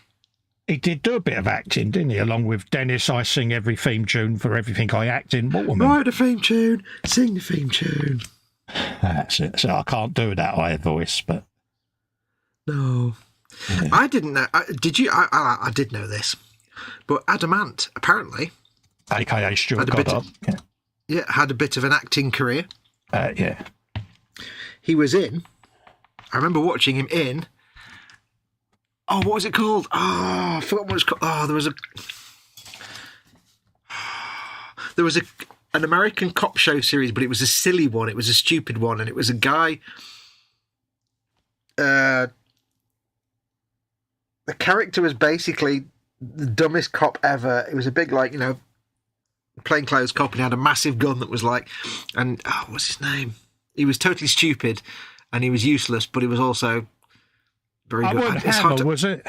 Yeah, Hammer. What was it called, though? This program, it was called... What was it called? Yeah, I know the one you mean, yeah. Yeah, it was the largest, loudest gun you could imagine. It was totally impractical, wasn't it? And it's and he's like, trust me, I know what I'm doing. Bang, and he shoots the camera. Yeah. Unless it was called Hammer. It was Hammer something Hammer. Yeah, I know Stacey Keach did one, didn't he? Which was... Mike Hammer, wasn't it? But yeah, that was Mickey Spillane. That was Mickey Spillane's Mike Hammer. Yeah, but no, I know the one you mean. Was it the blonde-haired copper or the mousy? Yeah, I know the one. And he was like American Clouseau. So as in, it was all just big guns and blowing things up. Yeah, it was a bit like Police Squad, wasn't it? It was supposed to be a bit of a spoof, wasn't it? Yeah, he was basically Dinozo with a big gun. Yeah, because Boy George was in the A-Team, wasn't he? Yep. Little known fact there. I've decided now that I need to make "You think, Denozo" one of my little catchphrases. Because it's so good. I knew you would like NCIS. It was the best. You was a bit resistant at first. It's like, go and watch it, dude. I think it's because, like I said before, without knowing what it was, I assumed it was part of the CSI rubbish that I had no interest in. But when I learned, you don't need to get me a Christmas present now, mate, because you've got me the best Christmas present. You've got me 20 years of TV to watch. That was payback for Kira, mate. Oh, well, yeah. There was no payback needed for Kira. God, You've never regretted the fact I said that as I'm trying to paint a very, very tight little pipe. That sounded wrong, didn't it? I've just put my paintbrush down. Yeah. Moving on. Swig of tea. It's almost up there with Monday's factoid. I may have made a boo-boo again Monday on factoids, Marcy. Yes. Yeah. Let's just say that's not how you pronounce Hittite, and we'll leave it at that.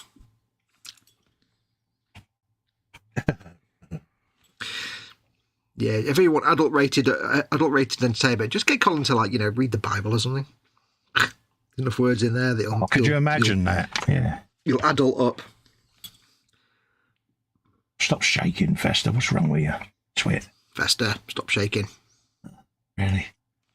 Yeah. How much paint can I get on the water bottle rather than the strap moment there? But it's redeemable. Yeah, but the water bottle loves the attention. Absolutely it does. But it'll look fantastic at the end. It'll get there. Like I say, it's recoverable. The amount of times I've had to squeeze a model kit when I get the shakes and you hear that resounding crunch. You're like, yeah, sledgehammer, there you go. Yeah, I've had to squeeze that a little bit too hard there, but squeeze. Sledgehammer, that's the one. Sledgehammer, there you go. Thank you, Wolf Ritchie. Legend. I've got the theme tune in my head. Yes, I can remember it. Yes, I do know all the theme tunes. All the theme tunes are the ones I know. Better. Yeah, that's it. It's in my head now. Going to have to go and see whether it's on YouTube now, won't we? Yeah, it will be. It won't be very good. They never turn out to be very good. I did it recently, right? Now, I remember this cult TV show from when I was a kid, right? You'll all know it, Starsky and Hutch. Yep. So I thought it'd be a good idea to start to binge watch it. Just didn't feel the same, mate, because it's dated of its age, isn't it, if you know what I mean? Yeah. Well, the moment Huggy Bear walks on screen, you're like, oh. He was my favourite character, Huggy Bear. Antonio Fargos, wasn't it? Whatever his name was. Fargos, yeah. So, yeah. But, yeah, it just didn't seem the same. And it was like, oh, I remember it so well. Yeah. Surprisingly enough, I binge watch Channel 4 for some reason. I can't stand Channel 4's online player because it's full of adverts. Yeah. Because it's adverts. I'm used to iPlayer, where BBC iPlayer is no adverts. So the idea of watching Channel 4 programs on their catch up, but having adverts as well, it's like, really? So, but they at one point, for some reason, just had the entire run of Hill Street Blues on there. Oh, right, yeah. So I binge watched it all. And then about 2 weeks later, they all just disappeared. I timed it perfectly. And even though it's late 70s, early 80s, it actually aged really well. Yeah. For the most part. It came out really fast. It came out really well. And because I watched it when I was a kid. And obviously when I was a kid, there were things I didn't get, like the SWAT guy. Whose name was Hank something, the character, or was it Hank something? Hunter. His name was Hunter. I think it was Frank Hunter or something like that. The SWAT guy was basically a buffoon. He was the kind of character of the guy that thinks he's the be all and end all and knows everything, but he's actually an idiot and he's a buffoon and everybody knows it. To watch him that character back was a joy. Really? As an adult. Because watching him as a kid, you didn't get that, but you weren't really that interested. But watching it as an adult, that character is an absolute joy to watch because he's such a buffoon and everybody knows it. And they gently take the mickey out of him and he doesn't get it. He doesn't realise he's having the mickey taken out of him. We know people like that. But It aged really well. It was quite a good, and I was quite happy that I watched it back. Yeah, nice one. Yeah. So if you ever find access to Hill Street Blues somewhere online, go and watch it all. It's really good. Yeah, it's one of them shows, isn't it, Hill Street Blues? Yeah. And I challenge anyone not to have a bit of a sniffle when it's the first episode. I won't say anything, but the first episode when they get the new sergeant. Let's just leave it at that. Because I know it's been 40 years, but, spoilers. See, now you're going to hit me with the finger of shame. I can feel it coming already. You never watched them. I think I might have watched maybe one episode here or there, if that. Well, I can feel the shame. I'm pretty sure police procedural dramas weren't your thing in those days. No, they weren't, mate. What you did there. Yeah. And I was in one of those kicks of like going back to the programs I remember as a kid. So I even went back and tried to watch some 30-something, and I couldn't stomach more than one episode of that. No. I used to love, when I was a kid, I used to love 30-something when I was watching as a kid. I didn't know what I was watching. We used to watch Moonlighting, and then the bit after that was 30-something. It'd be like, great, on a Sunday night. That was, what's his chops, wasn't it? Bruce Willis and Sybil and her shepherd, wasn't it? Yeah. But 30-something, I think you used to be on a Sunday after, or just before or after Moonlighting. So I think Mum and Dad watched 30-something. I was only 15 or something. I didn't understand anything at that point. I knew nothing. The Bobbin says space behind and between. Above and beyond is all on YouTube. I tried to go back and watch that, and I couldn't watch that either. It was terrible. Really? But I seem to all I remember about it was that Mad Magazine called it Space Behind and Between, and I love that. Yeah, it didn't last for a long. Space Above and Beyond. Terrible. There's one for the chat. What was your favourite, from memory, your favourite TV show that you would love to see on again? There were quite a few, weren't there? But yeah. Oh, there's one. Steve says, how about Soap? Oh, I used to love Soap. Never watched it. This is it's again, I was very young, so I didn't quite really get it, but as an adult now I know it was a comedy pastiche of soap, American soaps at the time. But Soap, with the butler and everything. Oh, I don't remember a lot about it, but I remember, mate. I've never seen Frasier or anything like them. Soap was one of those things that most people won't have ever seen it or remember it, but I did. I don't remember what it was like because I was quite young at the time, so I don't remember how well it would hold up now. But it was an absolute classic at the time because it was like everything that happened. Because American soap operas at the time in the 70s and 80s were always they were ridiculous. Yeah, your Dallases and your Dynasties, and they were just ridiculous. And it took all that and ran with it basically, and mocked all of it in a merciless way. I seem to remember that. I can honestly say I've never seen it, mate. I don't know if it would age well today.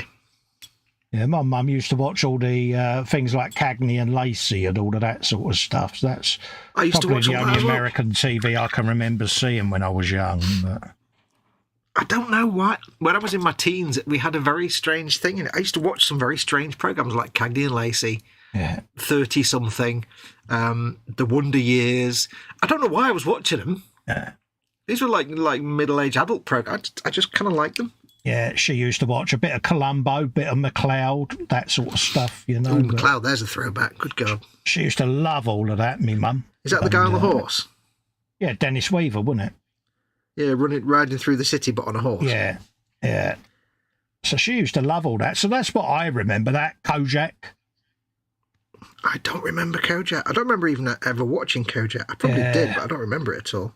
Yeah, I can remember watching that, Telly Savalas, because, it's like, cracker, who loves you, baby?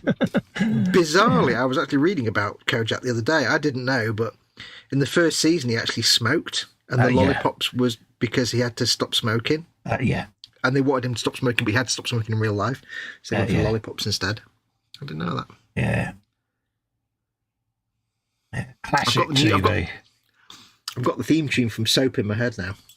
Has anyone seen Kojak recently? Would it hold up in the modern TV world? I can't see why not, because I don't think it was particularly controversial in any of the subject matter, was it? I think it would be delightfully 1970s, but it wasn't.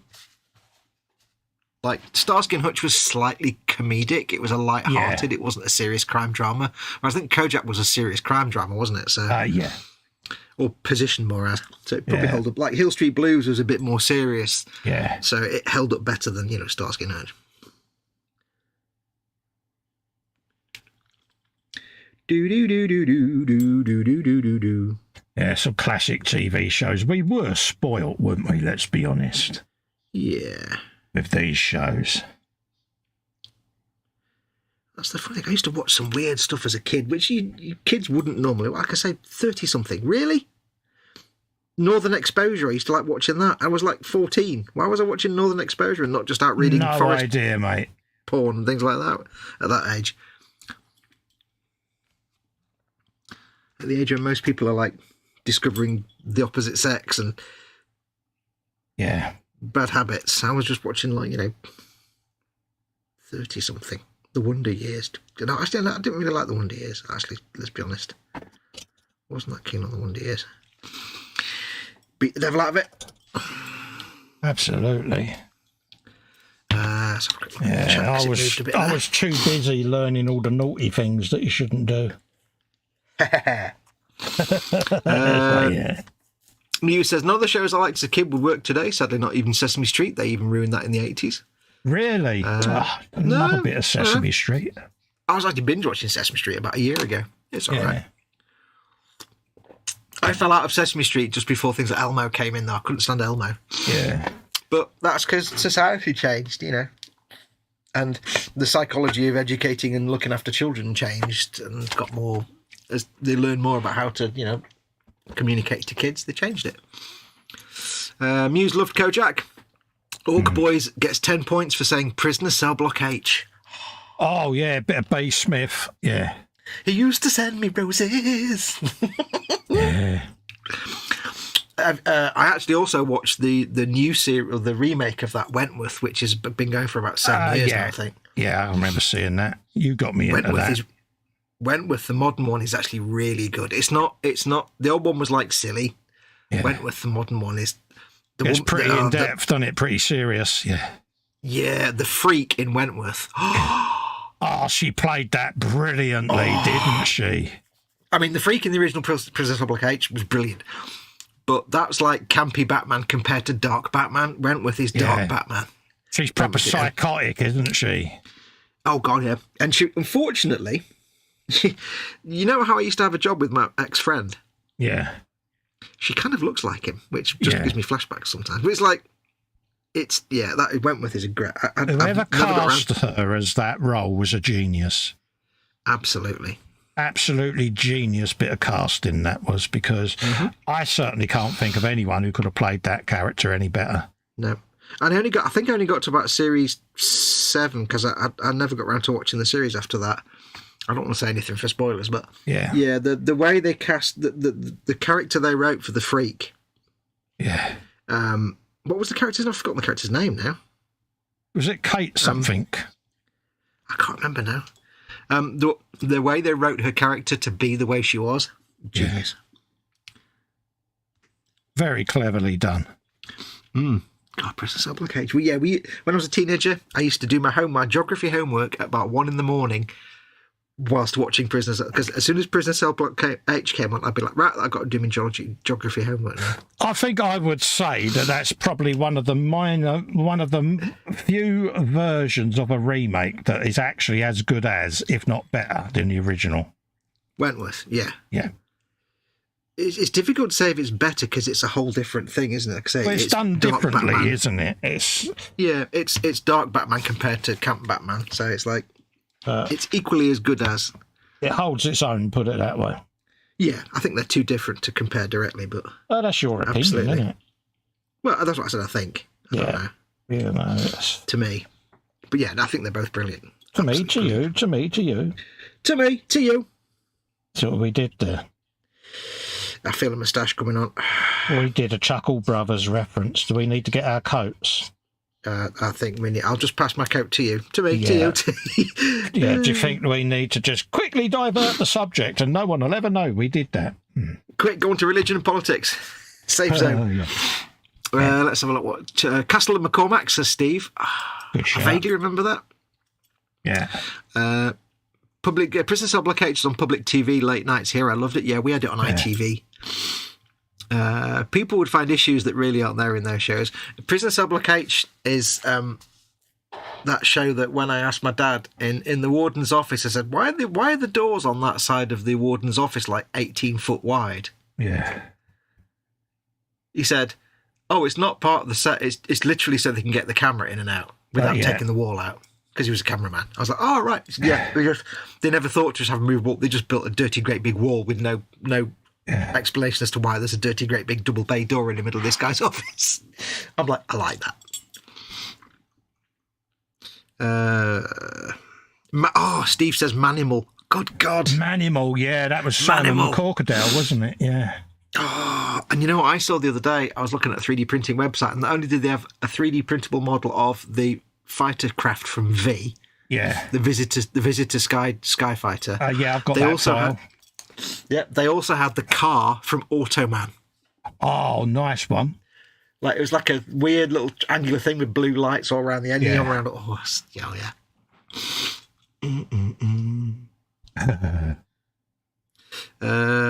Merit to Cell Block H, then Tour of Duty on a Friday. What was Tour of Duty? I don't remember that. I don't remember that one. I don't know where Wolf is though, if he's in the UK or not. So, do. What was the?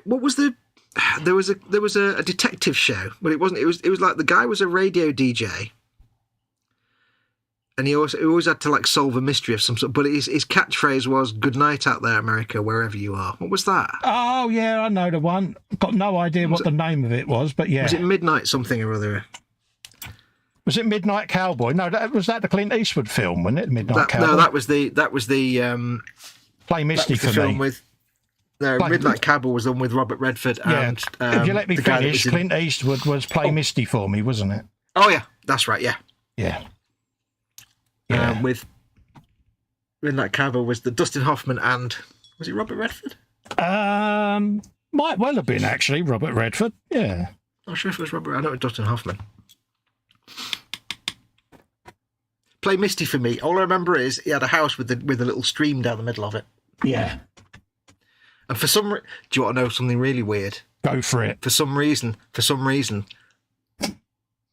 I remembered that this morning because in my dream last night I was in a house and there was like a babbling brook going through it, and I woke up and thought, wasn't that in Play Misty for me? How weird is that? How weird is that? Hey, that is very weird. Are you putting things in my dreams? There might well be shenanigans going on. Have you got little speakers in my room that I don't know about? I have. I'm that poltergeist you think you've got. Putting little suggestions into my ear holes. Okay, what have we got? I've got a bit of stain on there. You making little stains, Colin? Yeah, I'm just... Festa stains. For... Can have a spider pig for your trouble. Stains massive. Right. Got a bit of seatage to go in and a bit of steering wheel. We'll have a bit of that in a minute. Apparently that goes just like so we can get that in. Now, you might be wondering why it's taken me so long to paint this. It's because it's all really hard to get to. Oh, lammerkins. It's all like little bits in areas. Having trouble with your bits, dear? No, you can't paint this stuff quickly. This is just the base coat. I'm not even being neat. Oh, you sounded just like me then. I'm just doing the base coats. Base coats.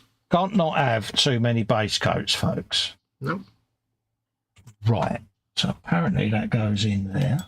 That sounded decisive. It did. That was proper Festa decisiveness there, wasn't it? Right. We'll put that. That's because it's under there, you pilch. It's under there, you pilch. What are you doing? Even I knew that, apparently. Something. Yeah. You knew a thing, didn't you? I know at least 3 things. You go careful. About anything. Notice how precariously near the edge of the bench I'm getting again. It's like, really? Yeah, I keep moving down here like this, and it's like, no, the camera's there, dear. I mean, look, I've got a cigarette packet, bit of bench now to work on. It's like, how does this happen to me? What we like. It's like, whatever you ask me I know about, I'll tell you I know 3 things, because I only know 3 things. I know nothing about anything and anything about nothing, and I'm happy staying that way. Like, if you ask me how many things I know about worms, at least 3 things. All of them. You Pencils? know all about wormularity, don't you, dear? At least 3 things. Pencils, at least 3 things. Go on, ask me how many things I know about moss. How many things do you know about moss, Fox? At least 3 things. There you go.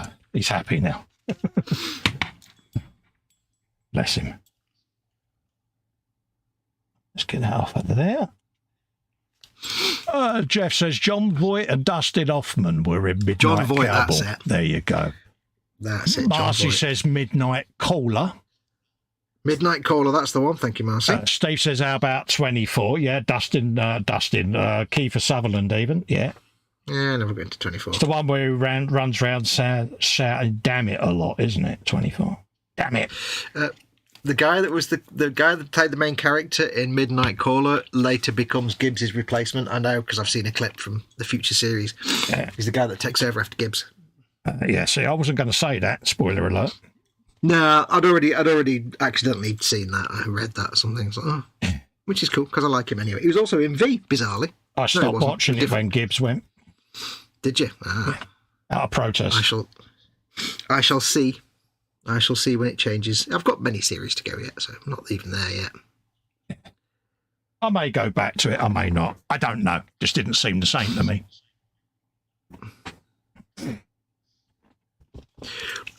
Right. So we've got a bit of that going on.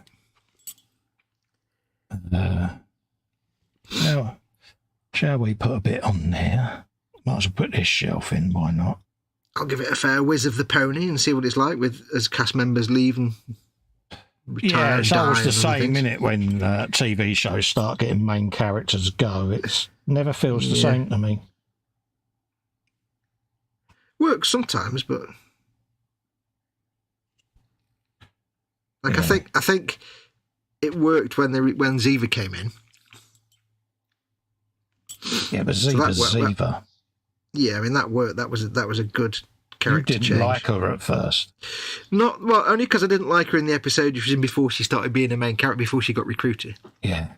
And I thought, oh, don't make her. Nah, but then she was a foil for Tony. Then straight away, and I'm like, okay, no, actually, it's fine. Yeah. Their dynamic really does work. Yeah. Quark and Odo. I think it's basic. It is basically. I think it's Dinozo that actually makes that whole series. Yes. I think Abby's the second best character, but if it wasn't for Dinozo, the comedy just wouldn't work.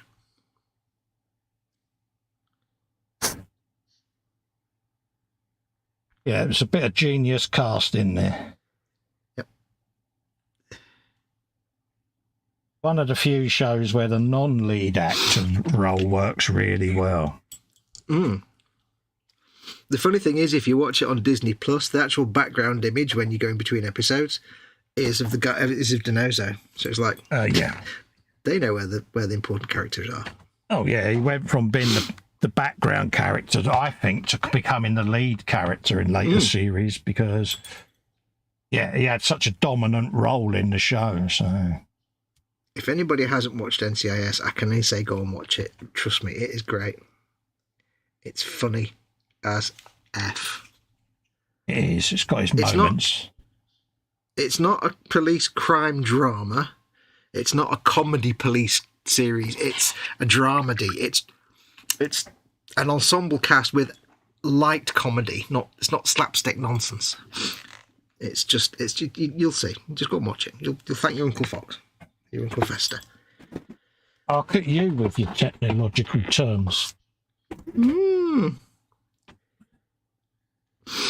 Right, let's figure out where that one goes.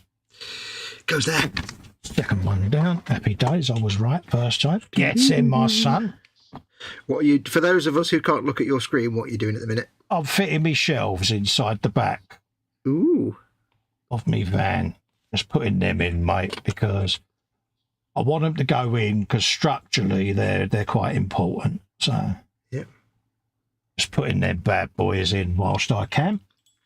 Then it's the carpet. Then you get the habitat furniture. I ain't got carpet, mate. It's got wooden floors, mate. Because, yeah, didn't have the carpet. You're going to tell me there's no habitat furniture now, aren't you, as well? Yeah, optional extra in this little van, carpet. Carpets for girls.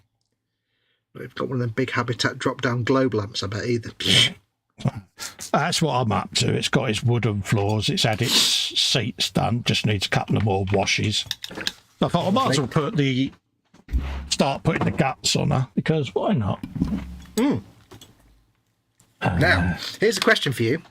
Not guilty. I'm sure you would have thought of it, but I'm sure the audience would like to know. What are you going to do with all the milk bottles? How are you going to tackle the milk bottles? I know they're clear, aren't they? Yeah, going to dip them. Ooh. Yeah. Very easy to do. Just dip them. There's going to be milk. There's going to be orange squash. So, yeah. Yeah, they'll be dipped, mate. Dip them into the relevant colours. Yeah, it's pretty... Nice. Yeah. Oh, yeah. Why not? And it's a shame because you're not actually going to see much of them because they're in crates, but yeah. You'll know it's there. Absolutely, will do, mate. Having to say goodnight, everyone, says Wendy Hickson. Have a nice Christmas and New Year. Take care and keep well. Take care and Merry Christmas Hello, and New Wendy. Year. Take care, darling. Yeah. Big hugs. And thank you for all your support over the years, love. Hope you have a wonderful Christmas as well, love. Yeah. She deserves it, Wendy. Yeah. Steve says, apparently the actor that played Gibbs, that'd be Mark Harmon, bought the rights to NCIS, and apparently he wasn't a nice person to work with. No. I know he fell out with the actress that plays Abby Shuto, and they ended up not working together at all in the last. Yeah, in the last season they were like not in the same room together ever. Well, she made some accusations, didn't she? Yeah, something about a dog bit her and stuff like that as well. Yeah. So. But then he left, and apparently.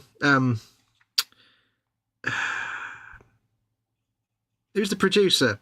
He does all the cop shows. His name, I'm blanking on his name. Belisario. Was it Belisario? Yeah, Belisario. Donald P. He was the producer and came up with the series, and yet after about season 6, he left after a disagreement with Mark Harmon. It's like, yeah. How does that happen that the producer is kicked out after a disagreement with an actor? That's not normally the way it works. Yeah, normally it's the other way around. The actor goes and the producer stays. Yeah, it's one of them, innit? I mean, it's a big American thing, innit, where normally the lead actor always gets a producer credit, don't they? And then suddenly, a few seasons in, they become I'm the producer mentality steps in, and suddenly it becomes the actor's show, not the, Yeah. I mean, that's the thing, I suppose, that it's the power they've got. People don't watch the show for the producers, they watch it for the character, don't they? So yeah, exactly. And it's a shame because exploit that. All the good shows seem to suffer from that. And yeah,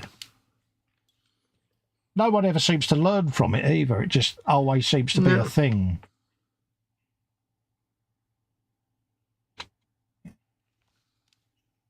Spud. Well, it's actors, isn't it? Come on. Yeah. Should be paint the inside of that wheel, Carl. Burke alert. Burke. So let's just quickly whop that off of there. Whop it off. Ooh. Put a little... Now, ideally, to make this easy to paint, you wouldn't have glued the arms on, the weapon-holding arms on, but there were dirty great big gaps that I had to hide with plastic card and rivets, or that you would either need to do that or fill if you glued the arm on afterwards. You could glue the arm off, paint the arm off and then glue it on, but you'd have no way to fill the gaps then. So if you're making one of these, you've got that choice. You can paint this arm off, but you can have big gaps in the middle of his arm. Not big gaps, but they'll be there. They're obvious. So make that choice. Let's It's see. not too bad to get to everything. It's just, it will be easier, but it's not the end of the world.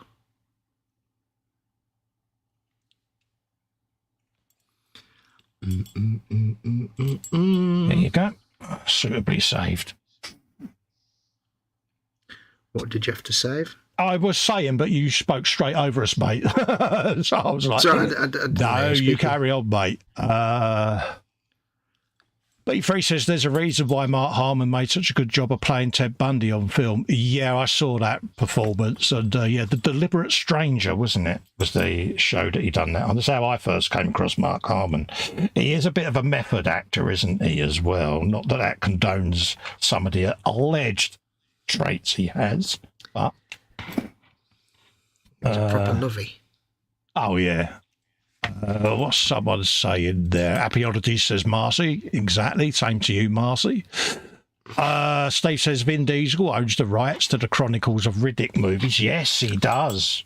Very, very shrewd investment that was, wasn't it? Because rather than take the big check, he basically said, no, I'll have a percentage of the royalties. And eventually he now got all of the royalties. Well, he also owned Starbreeze Studios, the video game company that made the Riddick games. Yeah. As well. And then they got bought into other companies, and I think they've gone the way of the dodo now, Starbreeze Studios. Yeah.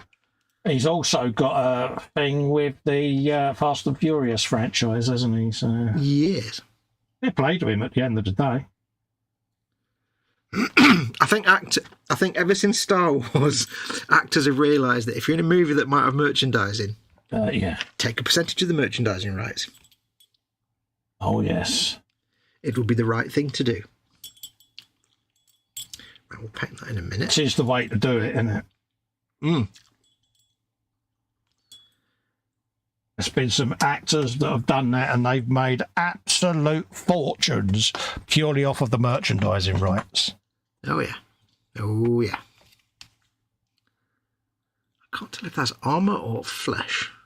Oh.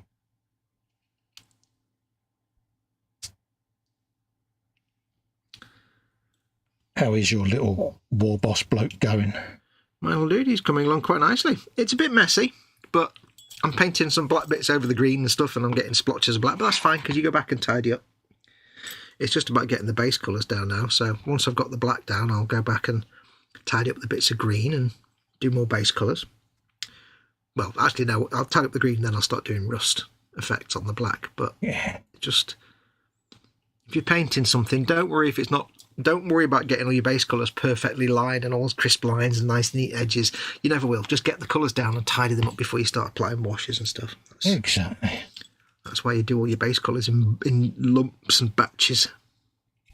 Batches? We don't need no stinking batches, senor. Well, it used to be the thing, wouldn't it? You'd get the ump with yourself if you'd gone over a line or something, whereas now, the longer we've all been doing it, it's like, yeah, that'll tidy up.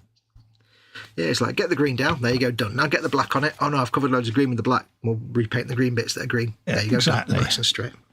Because the washes are going to go over yet, so... Everything's going to have a brown wash, so I can do everything that needs a brown wash can be painted now. And then all washed at once. Dee-dee-dee. Dee-dee-dee-dee-dee. Chronicles of Riddick, Legend of Butcher Bay. That was a great video game. Escape from Butcher Bay, sorry. That was a brilliant video game. I've not watched... I think I watched the first Riddick movie, but I haven't seen any of the others. So.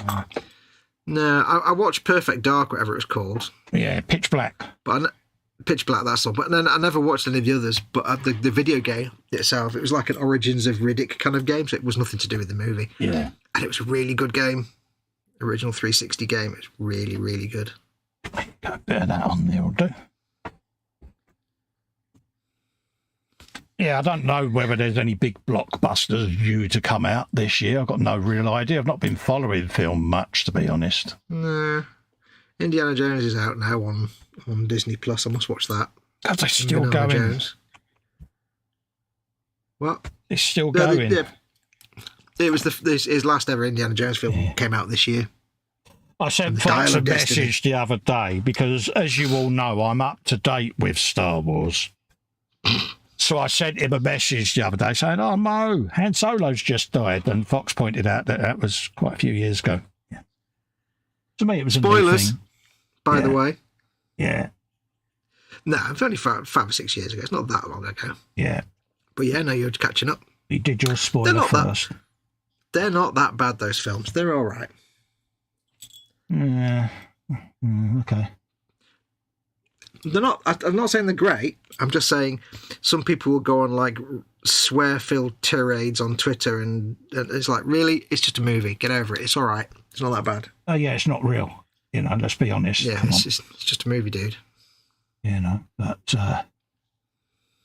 yeah. Has it got spaceships and space battles? Yes, there you go, done. Stop being such a man, baby, and just accept that you don't have to like everything. People are getting really upset about those films. It's like, it's just a movie, dude. You don't have to like everything.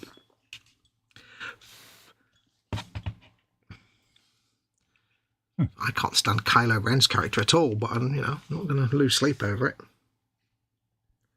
He just keeps me awake all night going, I really hate that character. Whingy, mopey, emo teenager type dude. Ugh.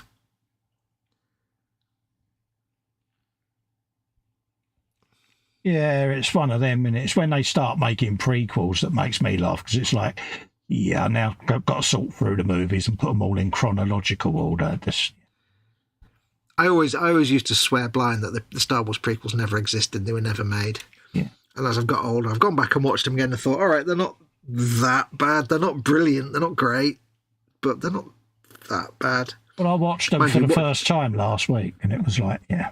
What, the prequels? Yeah. Yeah, because I've only ever watched the original films. I thought you were just watching the late ones, not the prequel. No, I've been watching the whole lot, because a clue for that was in the fact that I was naming the films as I messaged you, but you didn't read that bit, did you? I either didn't see that bit or I didn't scroll up. Maybe I knew you were watching the recent ones. I didn't realise you were watching the prequels as well. Yeah, I'm watching them all. Yeah. Ooh. I had a deep hatred of the prequels, but after I'd watched the animated Clone Wars series and I saw the potential that they could have had, I thought, okay, they're not that bad. There's a missed potential that they made up for with the animated Clone Wars instead. Yeah. Okay. Because I love the Clone Wars animated series. It's great. I heard that. Damn it, I thought I got away with that. Little squeaker, right, little squeaker. That would be an ecumenical matter. Microsoft does not comment on rumours and speculation. No.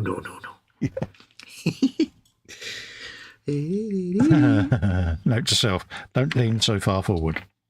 I thought it was a mouth noise, so you just made it even worse, even better, even. A little bit there. I'm doing all of this and probably will have the bonnet glued on, so it's like detailing all this edging up. Yeah. Pitch Black is classic. The second one was a bit meh, the third was halfway decent. I watched the second one after Pitch Black and it bored me senseless, so I don't remember anything about it. They're working on the remake of Stargate. Good. Amazon own the rights to that now. Yeah. I loved that movie, but they're also doing am I right that they're remaking the whole TV show as well? Well, they own the rights to it. The guy that actually wrote SG-1 that came up with it, Brad, whatever his name was, he approached MGM about rebooting or doing a new TV series or a reboot of it or something like that, and he had a script and everything sorted out, and then MGM went bankrupt and now it's bought by Amazon. So apparently there are conversations happening, but nobody knows what's going on. So fingers crossed it'll happen, because why not? Yeah, because SG-1 is a fantastic. I love the movie, but I actually preferred the universe that was then built around SG-1. Yeah, see, I've only got about four episodes into the first series on that. And I keep stopping watching it, and I need to go back and force myself to do it. SG-1's great. It's great. It's just one of them. I think, I could be watching that instead. So I always end up switching to something else. Don't you dare diss Jack O'Neill. The last time I did it, it was for Gibbs. So Well, that's acceptable. I'll give you that one. Dee. Right, I'm going to hang up my brushes and go and get some warm water so I can clean my brushes. Yeah, because we're coming up to 11, so we'll be finishing at 11, folks. Let me go and get some warmies. So I'm just doing me radiator, and then we'll be finishing at 11 on the dot for you today, folks, because it is a school night. We are mindful of that. For those in the UK, anyway. We don't like to keep you up too late, he says, optimistically. Let's just bung a little bit more in that radiator. There you go. There we go. Probably finish painting all this black off air. All right, yeah. I mean, I'm hoping to only be doing this for a couple of 3 weeks anyway until Croak turns up, so... Oh, yeah, I mean, this one, you know, I've got some detail work that I'm doing on it, but she's not far off of having the lipstick and mascara treatment, but I can't go too far with it. Match. Yeah, I can't go too far with it until I start getting the others built, because, I want them to all sort of blend together as a single unit almost. So. Oh, blend together. Moving on. Yeah, so... I will figure out a way to pack that little armoured car for... Oh, I've just realised I glued it onto a... Oh, did I glue it onto a base? That's all right. I can build another one, mate. It's not a biggie, mate. Well, actually, I don't know if I glued it... It would be on a Citadel oval base. If it is glued on, you can just... Yes. It's only glued... Not difficult to release, is it? Let's be honest. No, it's only little 4 contact points on the tyres, I think. Where's my mixie brush? There it is. So, yeah. Where did I put that? Feel free to pull it off the base if it's not attached. Yeah. I've just got to get it to you in a way that doesn't snap the antenna. It's only a stretch brew antenna. You can always replace it if you need to. Yeah, I mean, if it's a biggie, mate, then don't bother. I'll get my own. No. It's not a problem at all. I'll whiz it over to you. More than happy for it to go in your diorama. Just lets you get involved, doesn't it? Why not? Yeah. Like I said, the most you'll need to do is replace the antenna if it pings off, but that's fine. It's not a problem. Right, let's get that safely away, because this is going to be packed away for a little while because of Crimbo coming and all of that. Yes. Well, I'm kind of enjoying painting this little dude because it's good practice for when I get Lord Croak. Because I've never actually done proper hardcore painting on a live stream. I've done painting bits and like stuff. I've never done proper like let's now paint the eyes or let's now paint all these little details. I've never really done that on a stream because up until now I've not been able to do that kind of thing because of cameras and stuff. So it's easy. Too. Man with Guru after his name, I'm sure you'll be fine. And it's just been the practicality of like I've had to have been too close and I can't get the camera in there, but I've got better glasses now and I've got better lenses and I've got my camera's a bit better than it used to be. So not that he overthinks anything at all. I overthink everything. I know you do. Sweet. I like to make sure I'm doing the best for people. I know you do. Unless it's my ex-boss, in which case I don't care. He can have the worst. Yeah. He gets nothing. Dude, I've only got one more show until Christmas, dude. Oh, no. Ooh. When is Christmas? Next Monday? I don't know what day it is. 22nd on Friday. Yeah, Monday, Christmas. Yeah, Monday. Ooh. Yeah. Bank holiday. Then it's New Year's on the following Monday, New Year's Day, the following Monday, isn't it? Oh, yeah.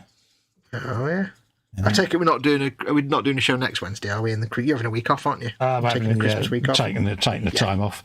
Because everyone ends up fighting over the airways, don't they, at Christmas, because they all want a bit of the glory, and that's not for me, because people end up streaming over you just to be awkward, and it's easy to just take the fortnight off and be done with it.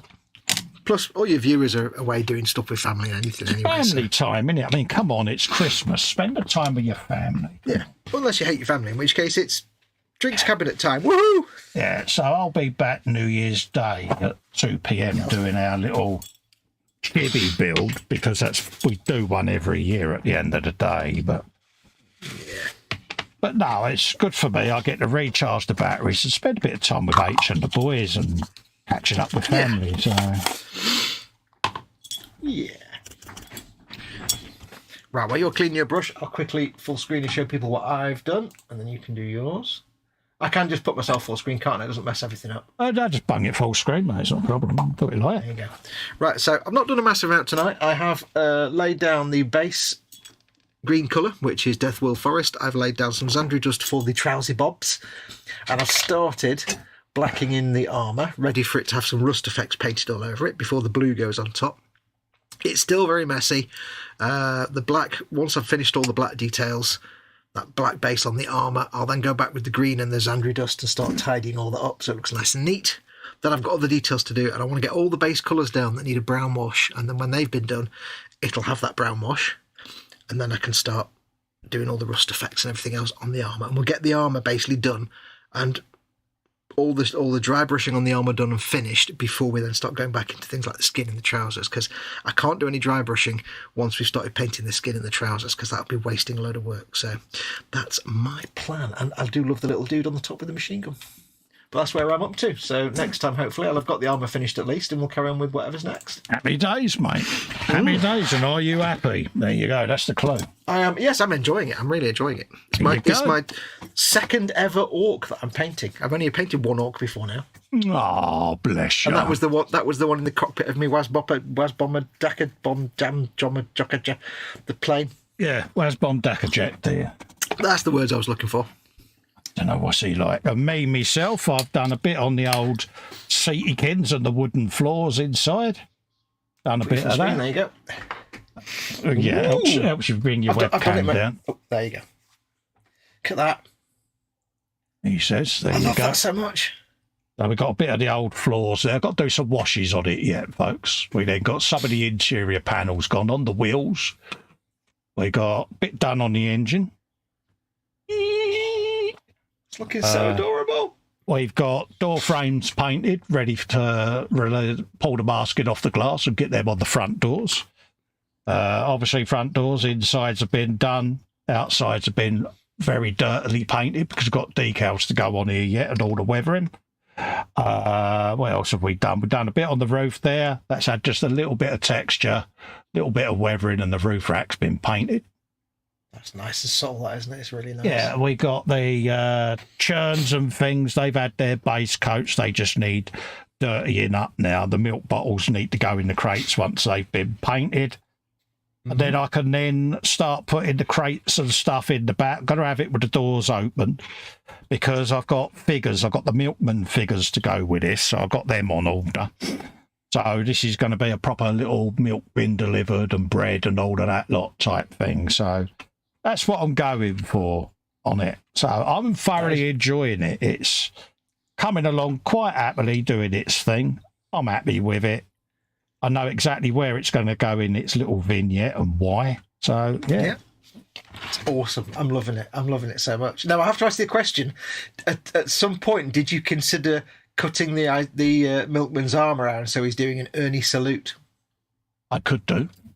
Like Ernie the fastest milkman. You know what I mean, don't you? Yeah, I know exactly what you mean, mate. Yeah, Ben Hill, mate. Yeah. But yeah, so that's where that's coming along. So yeah, you know, it's going to have stuff stacked in it and bits of food and detritus, all stuff that comes in separate little kits that are getting added to this project now. So yeah, I'm looking forward to it. It's just going to be something a bit different. Well, I shall definitely get that little thing packed up and sent off to you. Yeah, so that's where we're up to, folks. Let's just get me glass and everything safe so that I know where it all is, because I tend to put these builds to one side and then forget half the bits are missing. No, I forgot to do this. I forgot to do this last week, and I do apologise. But I'll make sure to put some pictures up on the eModels Facebook page for everybody to have a look at where we're up to with it. I forgot to do that last week. I did send them. I know, and I completely forgot to sort them out. So I do apologise, Colin. You sent those pictures and everything. It's because it wasn't his. That's what it is. Come on. No, I forgot to do any of them. I took pictures of mine and all. I forgot. You had one job. I had one job. I set myself a very low standard, which I failed to achieve. He had one job. Shame. Yeah. Retro says, "Oh, but you guys are like my family." Oh, Aww. I know. Which one of us is the weird uncle that you don't talk about? Yeah, that'd be me then. But Yeah, no, we've had a good giggle and all of that lot. But we'll be back first week in the new year. I think it's the 3rd, is it, of January? I'll put the show up anyway this week so that you see when it's due to land. Yeah, I think Ted did make a noise about possibly doing some sort of live thing, maybe over Christmas, but we don't know. So no, that's if right. that happens, it happens. He'll be doing that himself. So yeah. As I was saying, just click on the bells on all the channels and you'll get notifications of any random stuff that we may do. Yeah. But yeah, I'm looking at the first week. So I'm going to upload on eModels the first week of the year's show for the Monday and the Wednesday, because obviously we've got the tank. So we're doing, when are we doing the next eModels Monday show? Is that... that would not be next week or the week after, would it? So if I do my tank that first Monday, then we'll do the new eModels show the following week, because we've done 2 on the bounce, didn't we? Yeah. Okay. Yeah, that'll do. Yeah, so you're doing New Year. Yeah, you're doing New Year's so Day. I'll start the year with eModels with me tank, then we'll do the Wednesday show. That will then get us onto a cycle then. So there you go, folks. Yeah. Tune in Friday on mine for the last frolic of 2023. Yeah, and do keep an eye on the eModels Facebook page for when I sort out the eModels Facebook group, which I'll be sorting out over the next week. There you go, folks. So until then, stay safe, stay well, tune in on Friday, and until then, have a good Christmas. We'll see you beforehand on Friday, obviously, but if you're not coming on to eModels, then see you in the new year. Bye. Yeah, take care, everyone. Have a good holiday. Adios, amigos. Well done.